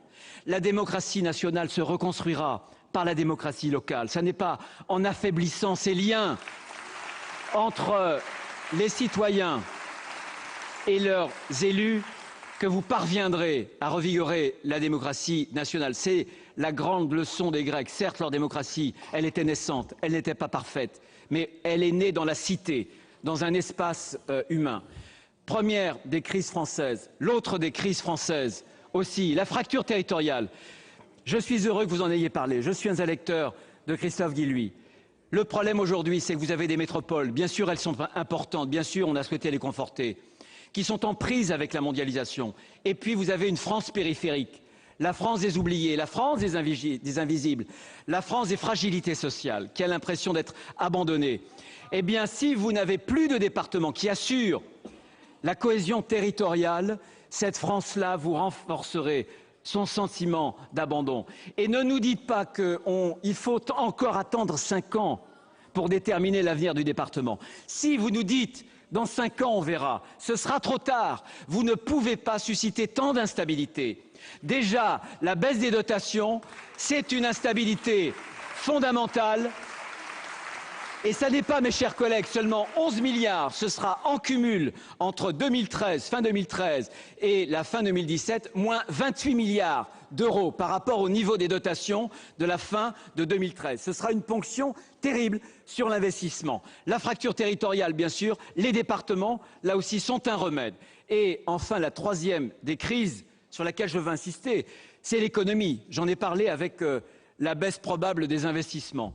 Mais c'est une fausse conception de la modernité et de la mondialisation de penser et surtout d'assimiler la puissance à la taille, la masse à l'agilité. Si vous donnez aux régions toutes les compétences, si vous donnez aux régions, un des orateurs précédents en a parlé, la compétence de transport scolaire, mais c'est absolument incohérent. Si vous voulez agrandir les périmètres, relevez l'horizon, donnez aux nouvelles grandes régions des compétences programmatiques et seulement quelques compétences stratégiques. J'entends depuis des années et des années les présidents de conseils généraux qui nous disent « mais l'État ne paye pas ses dettes, le RSA, l'APA, l'APCH depuis 2004, c'est une catastrophe ». J'entends les présidents de conseils régionaux qui nous disent « nous n'avons plus d'autonomie fiscale et financière du tout, nous ne vivons que de dotations ». C'est la réalité. Et j'entends les maires de nos communes, et j'ai fait la campagne sénatoriale, ces maires qui nous disent « nous n'avons plus les moyens d'investir parce que l'État nous sert trop le kiki ». Voilà la réalité. Eh bien, par rapport à cela, ce n'est pas depuis 6 mois, 1 an ou 2 ans, c'est depuis des années. Alors essayons d'avancer ensemble pour faire en sorte que les régions retrouvent de l'oxygène, que les départements arrivent à avoir une vraie responsabilité et que les communes puissent enfin à nouveau investir. Alors pour réussir la réforme, oui, j'ose le dire ici à cette tribune, il ne faut pas mettre en cause les élus. Les élus sont les hussards de la République. Les élus sont là tous les jours, dans les petites communes, comme dans les départements et dans les régions, pour rendre les services, pour répondre. Et chaque fois que l'on mettra les élus en cause, on attaquera la République, que ce soit la gauche ou la droite. Les élus, nous devons toujours les soutenir, nous devons toujours les défendre, parce que ce sont eux qui font vivre le service public dans nos territoires. Mais il ne faut pas céder non plus au conservatisme, parce qu'il faudra avancer. Nous ne sommes pas des conservateurs, il n'y en a pas dans cette Assemblée. Il n'y a que des sénateurs et des sénatrices qui veulent avancer et qui veulent bouger. Et enfin, mes chers collègues, là aussi nous nous retrouvons toutes et tous. N'opposons pas, n'opposons jamais l'urbain et le rural. N'opposons pas les villes et les campagnes. disons que la ruralité est une chance pour notre pays. La ruralité, c'est un joyau. Dans la ruralité, il y a de l'activité économique, de la culture, de l'artisanat, du tourisme. Oui, prenons en compte cette réalité. La ruralité est une chance pour notre pays, comme les villes, comme les densités urbaines en sont une pour notre pays. Faisons-les avancer ensemble. Il faut donc faire confiance aux territoires. C'est par les territoires que la réforme se fera, à 3 conditions. De clarifier les compétences, mais le Premier ministre nous l'a proposé, de clarifier les structures, parce qu'on voit bien qu'elles doivent avancer, et de clarifier les finances, parce qu'on voit bien qu'on a vraiment du mal à y arriver. Et nous partons, notre groupe, sur des principes fondamentaux. Ces principes fondamentaux sont assez clairs. Le premier, c'est la solidarité. Oui, la solidarité entre les citoyens et la solidarité entre les territoires. Celle-là, elle est indispensable. Il y a ensuite la proximité. Et vous avez eu raison, les uns et les autres, de dire que nous aurions pu perdre la proximité si d'autres projets avaient vu le jour. J'ai entendu ce que vient de nous dire le Premier ministre. La proximité sera préservée. Elle est indispensable pour que nos concitoyens retrouvent les chemins de la République. Là, ils ne croient plus en la politique. Là, ils ne croient plus à la société, ils ne croient plus à la nation parce qu'ils sont isolés, parce qu'il n'y a plus de services publics, parce que les services publics ont déserté nos territoires et parce qu'enfin ils sont isolés de l'emploi. Voilà la réalité. La proximité est indispensable. Elle est indispensable aussi pour mettre en avant le professionnalisme des fonctionnaires territoriaux qui jouent un rôle essentiel de lien entre les élus et les territoires. Et puis évidemment sur la clarté.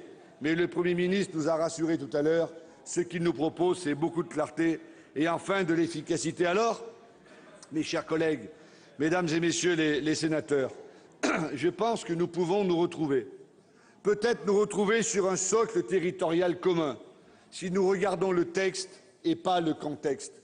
Bien sûr que nous avons des débats politiques, bien sûr que nous pourrons nous opposer sur plein de sujets. Mais ce socle territorial commun que notre groupe vous propose, il est assez clair. Tout d'abord, constitué de grandes régions stratèges, de grandes régions qui innovent, de grandes régions qui orientent avec des schémas, avec évidemment les fonds européens, c'est déjà le cas. Mais enfin, l'économie, ça doit être la compétence essentielle des régions. Ces grandes régions, tout à l'heure, Bruno Retailleau a dit qu'il voulait bien avancer, François Zocchetto aussi. Nous verrons les compétences, je vais y venir, mais sur les grandes régions. Le rapport Raffarin-Cratinger le disait déjà, nous avons besoin de grandes régions et nous pouvons nous entendre. Ce n'est pas un problème de féodaux sur un coin de table, c'est tout simplement avoir dessiné une nouvelle carte des régions dont on parle depuis 20 ans, que personne n'a eu ni le courage de faire, ni osé le faire, et que ce gouvernement et que le Parlement va enfin réaliser. Voilà une réforme en profondeur et une réforme structurelle. Il faut évidemment renforcer les intercommunalités. Et là, nous sommes toutes et tous d'accord, et le Premier ministre l'a évoqué. Il faut donner des objectifs. Le premier objectif qui a été donné sur les intercommunalités, c'était dans la loi Sarkozy-Fillon. Et on se rappelle ce qui s'est passé dans les CDCI et les préfets en force voulant faire rentrer les communes dans les intercos. On a vu ce qui s'était passé. Et le gouvernement, dans son premier texte, a donné le chiffre de 20 000. Et je suis très heureux que le Premier ministre ait entendu l'ensemble de la représentation nationale, parce que ce chiffre de 20 000 n'est pas pour nous acceptable, et nous travaillerons avec d'autres, mais il ne s'agit pas ni d'en rire, ni de faire des remarques. Nous pensons que dans certains endroits, il faudra des grandes intercos à beaucoup plus de 20 000 et beaucoup plus de 100 000, mais en zone rurale, en zone de montagne, en zone périphérique, il faudra des plus petites intercommunalités qui soient des bassins de vie. Là-dessus, mes chers collègues, nous pouvons nous retrouver. Et puis évidemment, il faut affirmer le rôle indispensable des communes. Le rôle indispensable des communes. Et toutes ces communes, c'est notre richesse. Et en même temps, ça a été évoqué récemment par l'Association des maires de France, il faut aussi, si elles le souhaitent, inciter les communes à se regrouper, à mutualiser, parce qu'il y a tellement de petites communes que les choses peuvent avancer, pas de façon imposée, mais de façon volontaire. Eh bien là, déjà, nous nous retrouvons enfin entre les deux, entre ces grandes régions et entre les communes et les intercos. Oui, le Premier ministre l'a évoqué, il faut des conseils départementaux qui jouent ce rôle de proximité, ce rôle à la fois de solidarité territoriale et de solidarité humaine. Et je remercie le Premier ministre d'avoir fait cette avancée, parce que pour nous, elle est indispensable. Le maintien des conseils départementaux dans nos zones territoriales rurales est indispensable, peut-être même d'ailleurs dans les départements plus grands, à condition de clarifier les compétences et à condition que les conseils départementaux ne fassent pas tout comme ils le font aujourd'hui, parce que si c'était le cas, alors nous serions au bout d'un système qui ne pourrait pas fonctionner. Clarifions les choses, solidarité urbaine, solidarité humaine, solidarité territoriale. Oui, les conseils départementaux dans ces territoires est indispensable, parce que nous voulons garder, à la fois des conseillers régionaux et des conseillers départementaux. Nous ne sommes pas ceux qui disons il faut réduire le nombre d'élus. Non, il faut des élus qui soient respectés. Enfin, avant-dernier point, il faut redéfinir le rôle de l'État déconcentré. Oui, monsieur le Premier ministre, vous l'avez évoqué, il faut que l'État fasse des efforts encore, aller plus loin dans la déconcentration, aller plus loin dans la décentralisation, aller plus loin dans le transfert. Et vous l'avez dit, monsieur le Premier ministre, et nous en sommes satisfaits, parce que ce n'est pas uniquement les collectivités locales et les élus territoriaux qui doivent faire des efforts, il faut aussi que l'État en fasse. Et enfin, dernier point, de ce socle territorial commun que nous vous proposons, c'est celui de sécuriser les fonctionnaires départementaux qui ont été ballottés au gré des diverses réformes, du conseiller territorial d'alors à la suppression des conseils départementaux d'aujourd'hui, à la nouvelle formule qui sera présentée. Oui, comme élu départemental, je sais que les fonctionnaires territoriaux s'inquiètent et c'est la raison pour laquelle, dans le socle commun territorial que nous vous proposons, nous pouvons être d'accord pour sécuriser les fonctionnaires territoriaux sur leur devenir professionnel. Voilà, mes chers collègues, mesdames, messieurs, si nous avançons tranquillement, en faisant fi de toutes les polémiques, en faisant fi de toute la politique politicienne, peut-être en nous accordant que tout n'a pas été aussi bien fait que nous aurions pu l'espérer. Peut-être aurions pu éviter quelques atermoiements, quelques changements de cap. Mais enfin, ce n'est pas le premier gouvernement qui agit de la sorte. N'ayant pas la mémoire courte, alors, Monsieur le Président du Sénat, vous avez souhaité, lors de votre élection, que le Sénat soit respecté, que le Sénat soit entendu, que le Sénat soit écouté. Dans sa conclusion, le Premier ministre a dit « Si chacun joue son rôle, gouvernement, Parlement, il y aura une chance pour que la réforme puisse se mettre en place. » C'est ce que les socialistes, le groupe socialiste et apparenté du Sénat vous propose. C'est de nous retrouver sur l'essentiel, celui qui va parler à nos concitoyens sur la proximité, aux élus pour les rassurer, aux fonctionnaires territoriaux pour les encourager, tout simplement en disant des grandes régions, des conseils départementaux de proximité, des communes et des intercos rénovés, une clarification des compétences, la redéfinition du rôle de l'État et enfin privilégier et aider les fonctionnaires territoriaux à reprendre le moral. Si nous faisons cela, mesdames et messieurs, mes chers collègues, je pense que nous pouvons le faire ensemble. Nous pouvons ne pas être d'accord sur toutes les lignes du texte de loi, sur tel ou tel découpage de telle ou telle région. Je sais que nous avons des différences. Mais sur le fond, ce qui compte, c'est que pour que le Sénat soit respecté, il faut que le Sénat avance dans le sens de la modernité, dans le sens de la réforme. Et la réforme qui est proposée par le Premier ministre, par le gouvernement, d'abord sur les régions, ensuite sur la nouvelle organisation de notre territoire républicain, est quelque chose de très important. Nous sommes tous des républicains convaincus. La France est une et indivisible, mais elle est diverse. Alors oui, défendons la République française, mais défendons la République française décentralisée pour la force de nos convictions, la force de décentralisation, la force des élus, pour être en phase avec la population, en solidarité avec les citoyens et surtout pour faire en sorte que demain, nos collectivités locales aient les moyens de se développer, de travailler en réseau dans l'intérêt de notre pays. Je vous remercie. Merci, Président.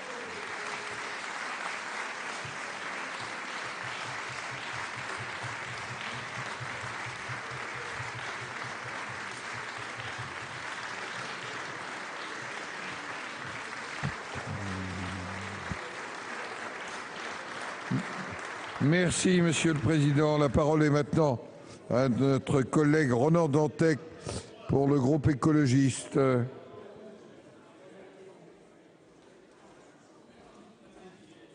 avez la parole.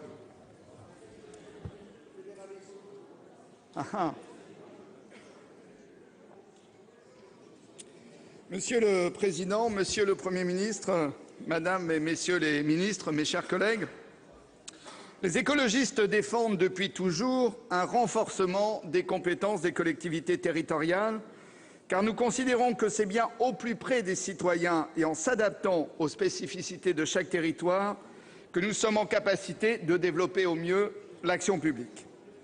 Le projet des écologistes en la matière est connu et nous sommes constants dans nos propositions autour du renforcement du couple région-intercommunalité, avec évidemment un suffrage universel direct pour les conseillers communautaires en charge des grandes politiques de la vie quotidienne.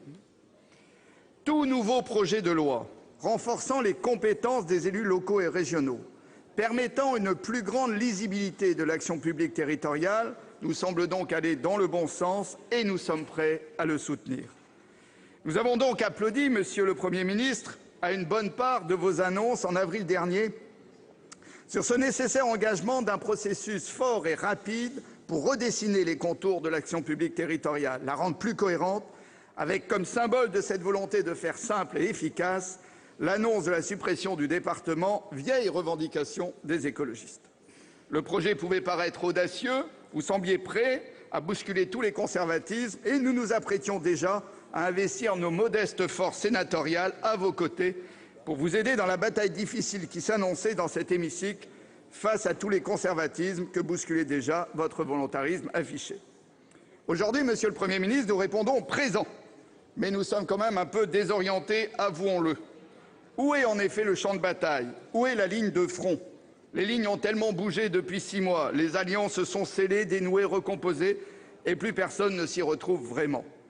Et je n'ose même pas évoquer le besoin d'une boussole indiquant le nord, car mes propos pourraient être lus comme une prise de position sur l'avenir et le redécoupage des régions septentrionales de notre pays. Il y a un problème de méthode et reconnaissons donc l'intérêt de ce débat aujourd'hui pour essayer d'y voir plus clair. J'insiste tout d'abord, ça a été fait avant moi, sur l'ordre de présentation des projets de loi. Si on peut quand même comprendre, ne soyons pas caricaturaux, quelques urgences par rapport aux contraintes constitutionnelles du calendrier électoral, il n'en paraît pas moins évident qu'annoncer un aussi vaste redécoupage des régions françaises avant d'avoir précisé les compétences n'a guère contribué à la clarté du débat. Si je prends l'exemple que je connais le mieux, celui du redécoupage de l'Ouest, peut-être que le statu quo, qu'ont soutenu plus par calculs électoraux de court terme et patriotisme d'organisation que par vision d'avenir, nombre de grands élus des 2 régions n'auraient pas résisté à la prise de conscience collective des nouvelles logiques de planification qui sont inscrites dans la future loi que présentera Maryse Lebranchu.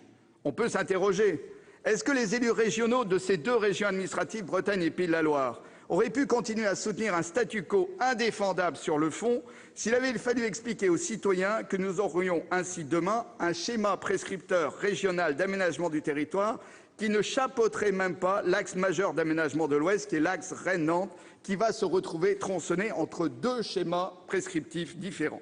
L'incohérence devait alors sauter aux yeux et l'immobilisme qui a trouvé dans l'Ouest tant de défenseurs dans les 2 régions s'en serait peut-être trouvé ébranlé. J'en viens donc aussi à la question qui vient nous occuper pendant 2 ou 3 jours, celle de la bonne carte pour la France du XXIe siècle. Je crois, Monsieur le Premier ministre, avoir compris votre logique. Une France reconstruite autour de grandes aires urbaines censées entraîner l'ensemble de leur territoire.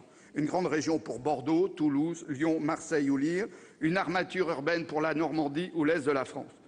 Ça peut se comprendre, se défendre, même si la démonstration aurait gagné en clarté si vous nous aviez expliqué précisément comment la richesse se redistribuera entre Toulouse et Foix ou entre Lyon et Aurillac. L'absence de définition des mécanismes de solidarité territoriale interne autour de ces grandes régions nuit probablement à la démonstration et réduit l'adhésion à cette réforme de la part de territoires se sentant aujourd'hui faibles et excentrés. Mais nous avons encore le temps d'y retravailler dans la discussion de la loi Lebranchu sur ces mécanismes de solidarité. C'est un des socles d'une réforme réussie. Cette réforme n'a également de sens que dans la construction d'un vouloir vivre ensemble clairement exprimé. Plus de 2 siècles après la création des départements, 60 ans après les circonscriptions d'action régionale, quelle grande opportunité que la création d'une nouvelle carte à l'image de la France d'aujourd'hui. Malheureusement, ici, Monsieur le Premier ministre, vous avez refusé d'aller au bout de la logique que vous aviez pourtant initiée. En limitant la réforme à l'alternative fusion de régions ou statu quo, vous avez raté l'occasion d'une carte partagée, comprise et largement défendue. Ce débat passionne pourtant les territoires, a mis des dizaines de milliers de personnes dans les rues à Nantes ou à Strasbourg, fait la une des journaux régionaux. Pourquoi ne pas avoir organisé de grands débats publics avec vote des assemblées concernées autour de différents scénarios, voire des consultations populaires là où il n'y avait pas consensus? C'était un débat désiré dans nos territoires. Il y a aujourd'hui beaucoup de frustration dans nombre de territoires de l'avoir occulté. Monsieur le Premier ministre, mais pourquoi donc ce refus de renforcer la parole citoyenne, d'intégrer la vie des habitants? Permettre des initiatives citoyennes, ce n'est pas la chienlit ou la boîte de Pandore, comme je l'ai entendu. C'est au contraire conforter le citoyen dans sa capacité d'intervention dans le débat public. C'est conforter la démocratie locale et nationale. Nous savons tous aujourd'hui combien il faut d'urgence relégitimer le citoyen au cœur du débat politique pour ne pas le laisser aux désespérances entre abstention et vote extrême. Et l'exemple de l'Alsace est ici central. Sur l'Alsace, les choses sont extrêmement claires. Les élus régionaux, les élus départementaux, les habitants de manière majoritaire se sont tous prononcés pour une collectivité unique. C'est aujourd'hui sur la table. Le Sénat le soutient. Monsieur le Premier ministre, si jamais vous revenez sur ce qui a été clairement exprimé, vous allez contre ce que vous nous avez dit tout à l'heure d'avoir une organisation territoriale qui correspond à une France diverse. Et je crois que pour nous, groupe écologiste, nous serons extrêmement attentifs sur l'avis que nous porterons sur la fin du processus, sur la réponse qui sera faite aux Alsaciens, et nous soutenons évidemment ce projet de collectivité territoriale unique d'Alsace. Plus généralement, à l'échelle des départements, pourquoi diable refuser le droit d'option, souplesse nécessaire à la cohérence d'ensemble?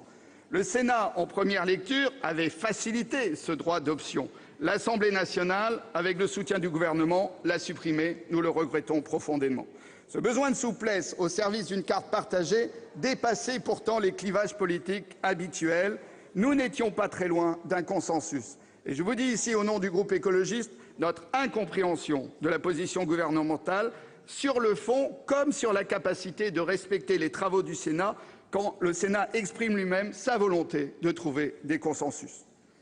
Plus globalement, sur le rôle du département, vous savez que les écologistes ont toujours plaidé pour un renforcement de la région, allant donc de pair avec la réduction des compétences départementales. Je l'ai dit en introduction. C'est le sens de la loi, en tout cas c'était dans le préambule de la loi que Maryse Lebranchu devait nous présenter. Nous étions dans cette perspective claire de la disparition du département. Depuis lors, l'histoire s'est un peu complexifiée et la disparition de l'échelon départemental n'est plus à l'ordre du jour.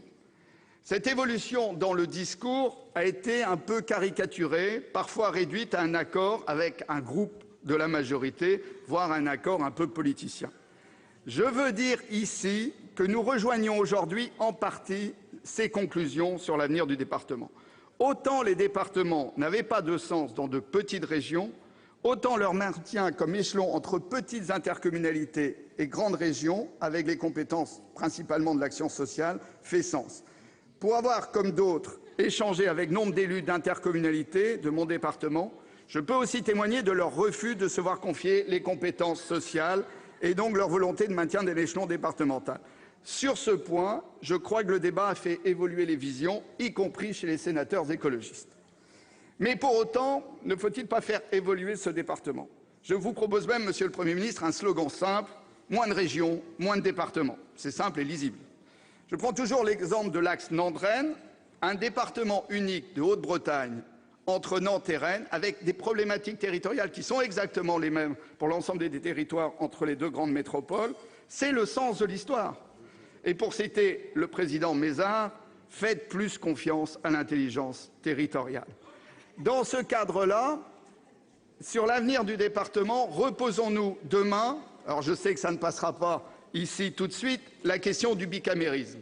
Est-ce que demain, ces grandes régions avec des compétences fortes doivent être gérées uniquement par un scrutin proportionnel au suffrage direct, ou est-ce que 2 chambres avec une chambre plus issue des territoires ne permettraient pas un meilleur équilibre et répondraient à un certain nombre d'inquiétudes qui se sont exprimées dans le débat? Je pense que c'est une piste à explorer.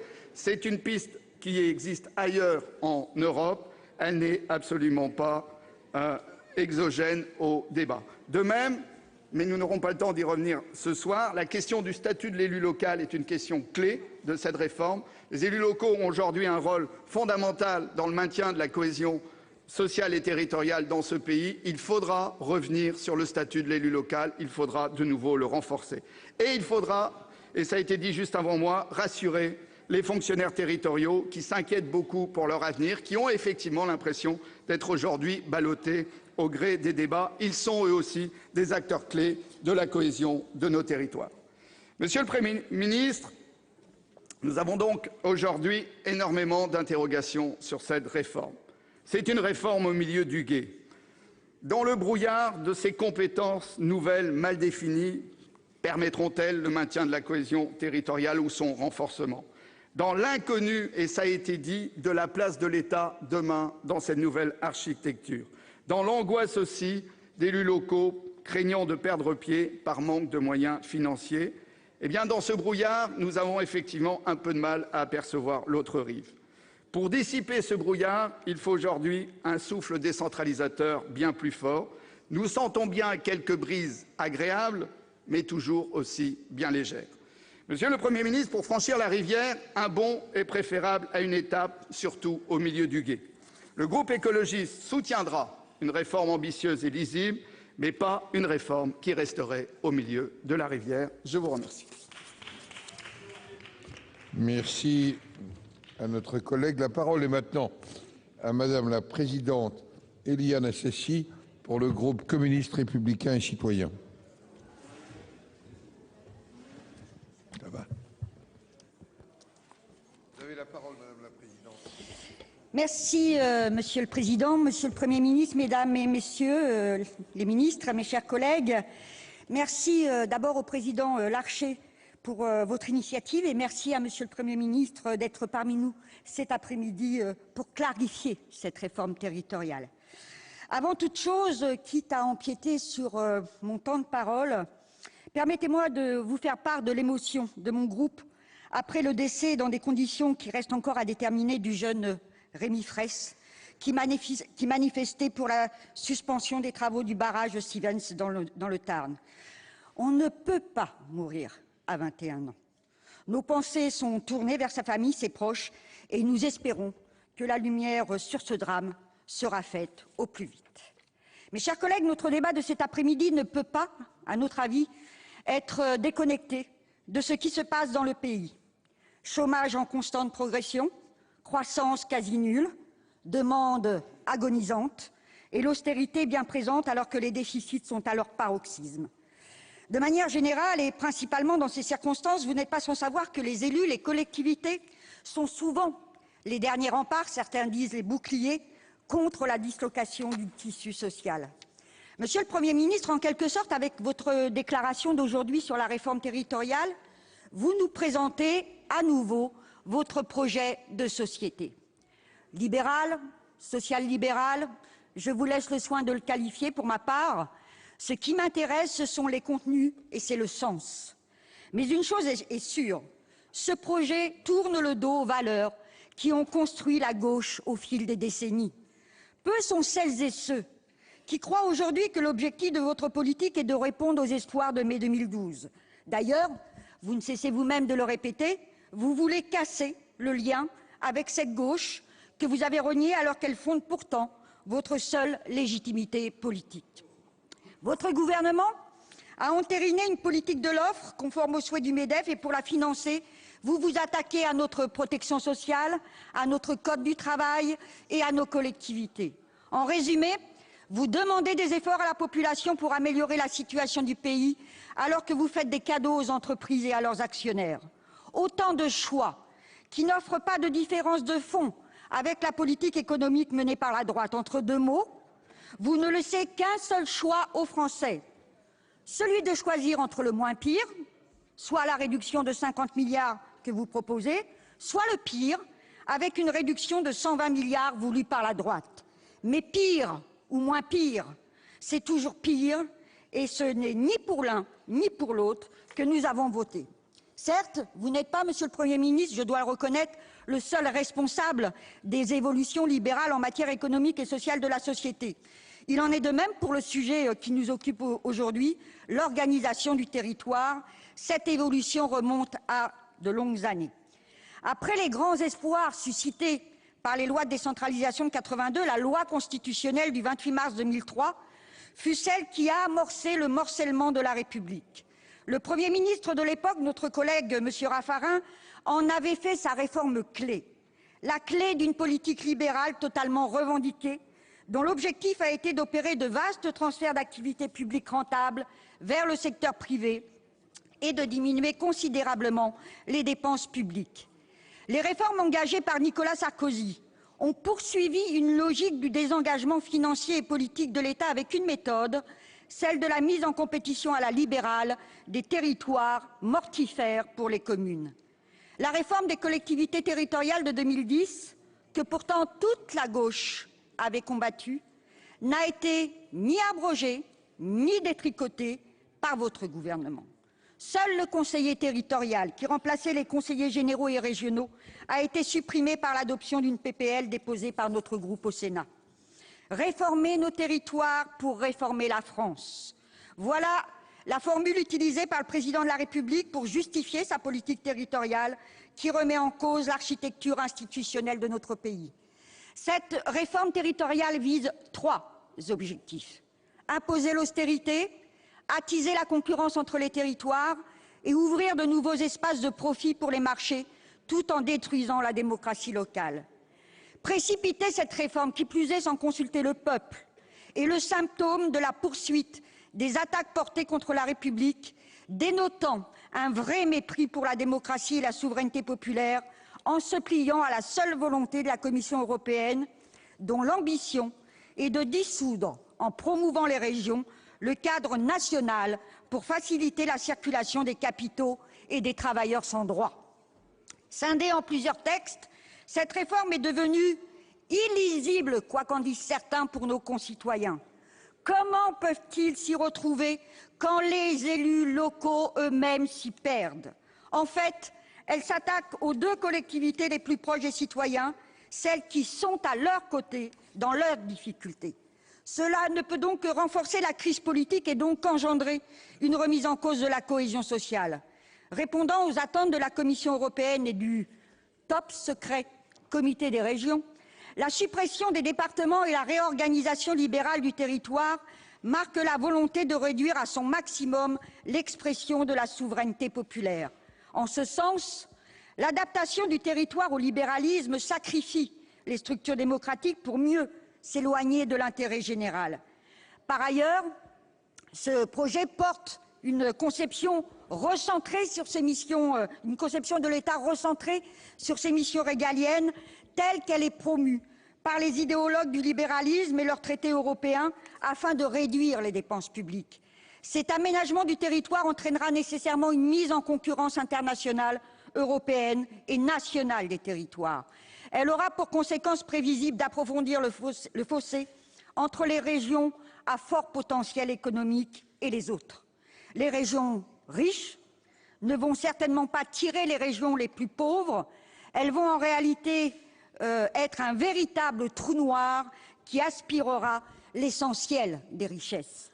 Cette concurrence induira un déséquilibre territorial, une hiérarchie inévitable et laissera encore davantage les plus démunis au bord de la route.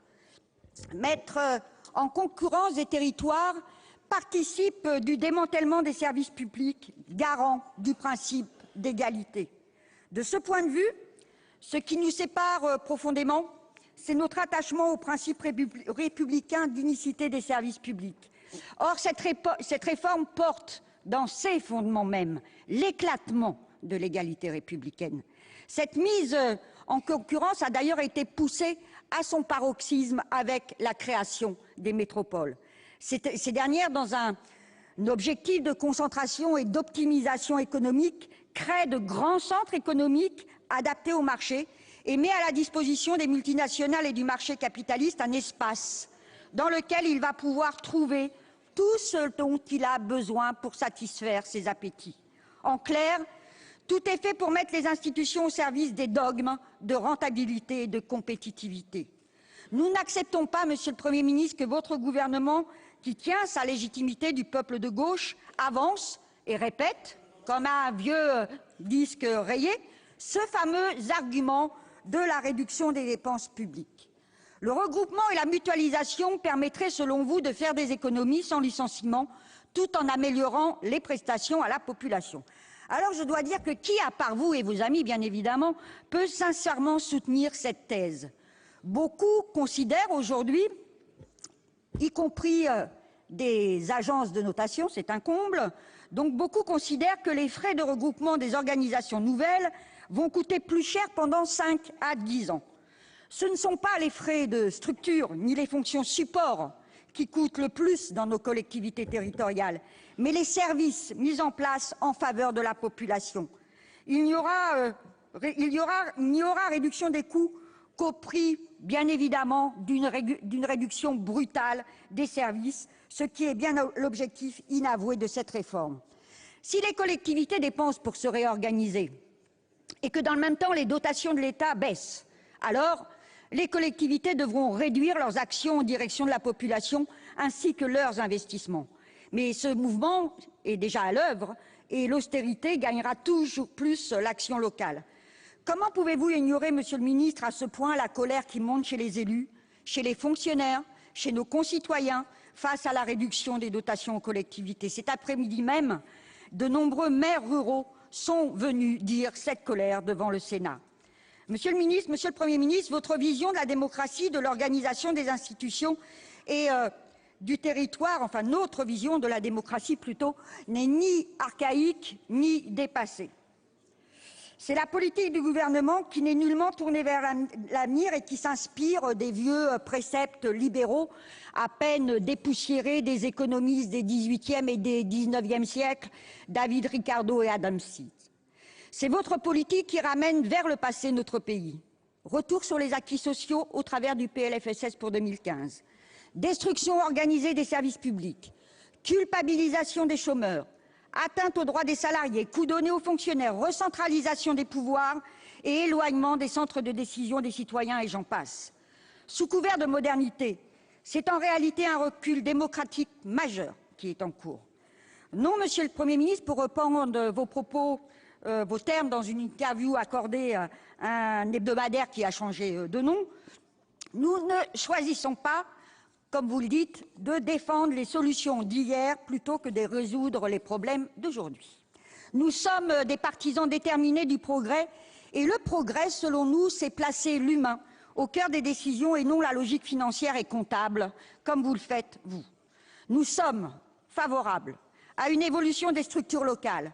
Encore faut-il analyser les forces et les faiblesses de ce qui existe aujourd'hui.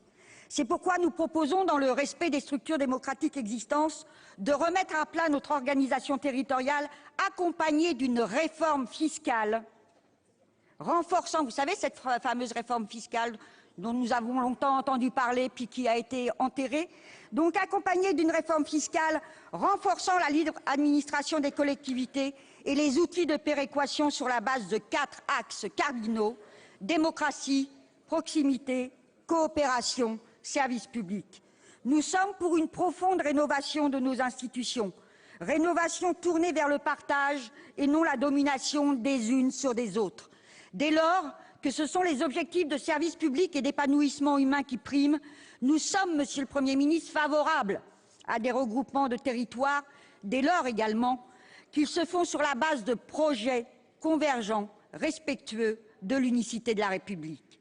Quant à l'État, nous voulons qu'il s'investisse dans de grands projets structurants, utiles, développeurs de solutions publiques, créateurs d'emplois, et qu'il joue son rôle à son échelle dans un certain nombre de domaines: santé, transport, éducation, énergie, culture, environnement, etc. Oui, nous sommes, Monsieur le Premier ministre, pour une 6e République démocratique et sociale. Et je dois vous dire que nous sommes courageux. Nous n'avons pas peur, et vous le savez bien, de changer radicalement nos institutions à condition qu'elles apportent plus de démocratie. Je pense à l'Assemblée constituante, plus d'implication citoyenne. Je pense au contrôle citoyen par un droit de regard sur les prises de décision et par plus de coopération. Monsieur le Premier ministre, votre réforme, celle du président, n'est pas majoritaire chez les élus et dans le pays. Elle est même à l'origine de fissures au sein de votre majorité. Elle doit faire l'objet d'un référendum populaire, car le peuple ne peut être mis devant le fait accompli d'une telle modification des règles démocratiques. Contrairement aux idées reçues, nos concitoyens sont très attachés à leur collectivité, dont leur département, y compris en milieu urbain, comme en témoignent les 32 000 signatures recueillies dans le Val-de-Marne que mon ami Christian Favier, sénateur et président du Conseil général, va vous remettre aujourd'hui. Oui, Monsieur le Premier ministre, l'heure est au choix. Entre les valeurs d'avenir, de progrès et de justice sociale, de gauche en résumé, de cette gauche dont la raison d'être est la contestation de la toute-puissance du capitalisme, et celle d'un libéralisme passéiste, arc-bouté sur ses privilèges, dont vous semblez malheureusement vous faire aujourd'hui le porte-parole. Voilà pour cette déclaration de Manuel Valls qui date du mois d'octobre, déclaration essentielle dans la réforme territoriale, puisqu'alors Manuel Valls avait annoncé le maintien du département. Il l'avait annoncé juste avant l'examen en deuxième lecture par le Sénat du projet de loi de délimitation de régions, ce fameux texte qui a également suscité la colère des élus, qui crée 13 super régions à la place de nos 22 régions métropolitaines actuelles, 13 régions qui existeront à partir du mois de janvier 2016. Vous pouvez toujours voir et revoir toutes les séances sur notre site publicsénat.fr. Très bonne journée sur les chaînes parlementaires.